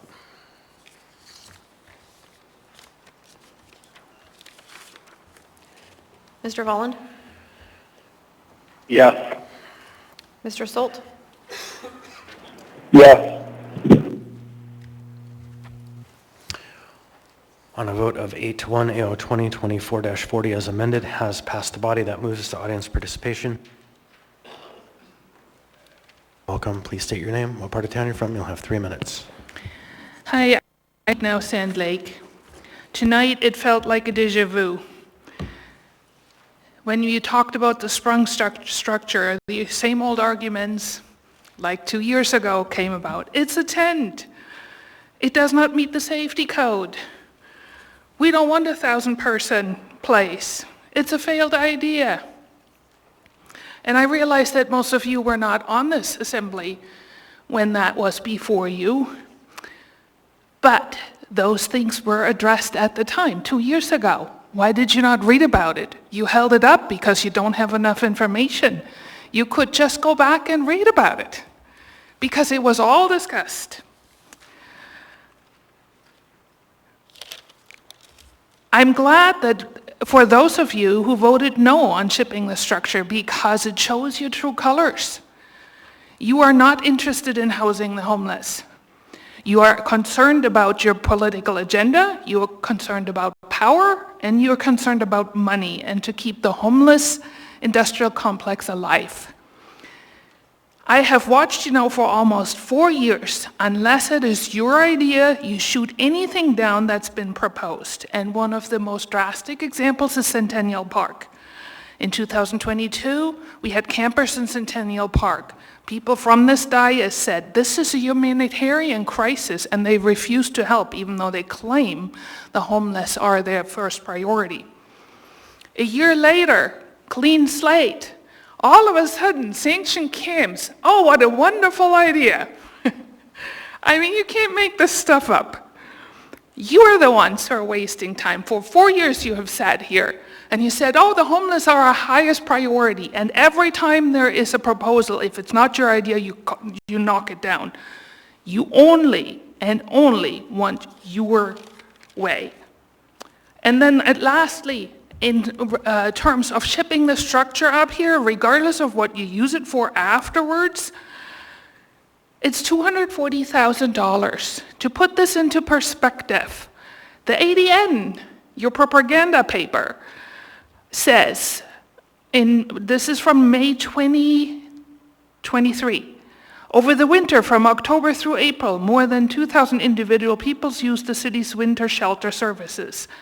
In total, the city has directed $23.4 million in alcohol tax revenue and a small amount of health department operating funds toward winter shelter and other homelessness services since 2022. It spent about $8.8 million in 2022 and has directed $14.6 million towards services so far for this year. And none of this has been permanent, but it's too expensive to ship for $240,000. Thank you. Welcome. Please state your name, what part of town you're from. You'll have 3 minutes. My name is Michael Patterson. I live in District 5. I never got to talk this much at an assembly meeting. You know, I think what I really want to talk about is, like, when it comes to housing, we really need to fundamentally shift how we look at the utility and value of housing. It is something that people need. It is a basic human need. I really hope that the Assembly and either this current administration, if it stays, or the next administration really adopts this approach that, you know, housing is a human need, and if it's a human need, it's a human right, and it's the job of the government, in my opinion, to uphold people's rights. And I just want to add that, you know, if the capitalists are paying for everything, which they're not, they're doing a pretty poor job. And I don't even think you need, the things that this city needs to do are not even inherently socialist or capitalist or whatever. It's really just competent government. You can't have the situation that you have now and expect this city to flourish because it's pretty obvious to tell that this city is in decline. You know, you have people who are my age in the 30s and their 20s who want to leave, and I grew up here. It is very difficult for me to justify year after year after year after year of like, why do I stay here? I'm underemployed. I have 3 children. They don't want to, well, my 2 older ones don't want to stay. And the reality is that you can't have this the only solution is enforcement. Because if that were true, then we never enforce the fact that this administration illegally spent millions of dollars on a hole in the ground. You want to criminalize and put people in jail? Do you know who should be in jail for illegally spending millions of dollars without assembly approval? So it baffles me that people sit here, and I also just want to conclude that people keep complaining about people using the streets for bathrooms or these behaviors. Well, guess what, folks? You voted down public bathrooms. You voted down public bathrooms. We did that. The voters did that. So you can complain to the government all you want. The Assembly gave us the opportunity to solve that problem, and we didn't. We chose not to. You know, my parents owned a business downtown, and I constantly had to deal with folks who are having mental health crises coming into the restaurant and having to basically de-escalate a situation, and you have 19-year-old hostess who just got out of high school, and it's not the fault of the person who's going through the crisis, it's the fault of the government for failing to provide for these people. It's not that complicated. So this is a more productive conversation on housing I've been to, and thank you. All right, so this will be the last person. We'll have 2 minutes left before the meeting adjourns, so go ahead. My name is Roger Briley. I live in South Anchorage, and I just wanted to briefly talk about, you know, once again, all of us trying to work together to help out this community and make it better. What's happening in my world is I'm going to be forced to raise rents dramatically again. Last year I raised them about 15%. This year I'm going to raise them another 15, 20% across the board. And the reason that we have to do so is for security, for safety, for snow plowing, for everything that goes on. And to say that people can't come up here, I've never paid the wages that I'm paying right now. There's plenty of jobs out there. There's good money. You just got to be a hard-working person and want to go to work. When we see these rents go up, and we're already seeing them go across the board, you're right, there is a huge gap going to be between the lower-end people and the higher-end people in the middle class. And the only way that we can control it is to work together and to quit fighting. And to think that government is going to come in and save the day when us private sector owners are the ones that take on the risk of owning the buildings, managing the buildings, and owning businesses is just ludicrous. We have to quit fighting and start working together. And it starts with you guys. I mean, the way that you guys communicate and talk to one another and to talk to this municipality is just insane. I mean, the head nodding, the fighting. I mean, I wouldn't let my kids come watch what goes on here. It's totally absurd. I grew up at a time when the mayor was elected and the winner and the loser were in one room and everyone stood up and shook hands and said, hey, we're going to work together as Alaskans and we're going to work hard. Now it's this fight, fight, fight. We have to quit the fighting and work together because what's going to happen is it is only going to get worse. Go walk out here, walk around, take a look at what's going on to this town. That's why people are leaving. I brought up 4 doctors this year, 3 of which were absolutely high class. Of the 4, 3 left in 60 days because they hate living here. And this place is rough. So until we change and learn to work together, we're just going to be on the decline. With that, we are adjourned.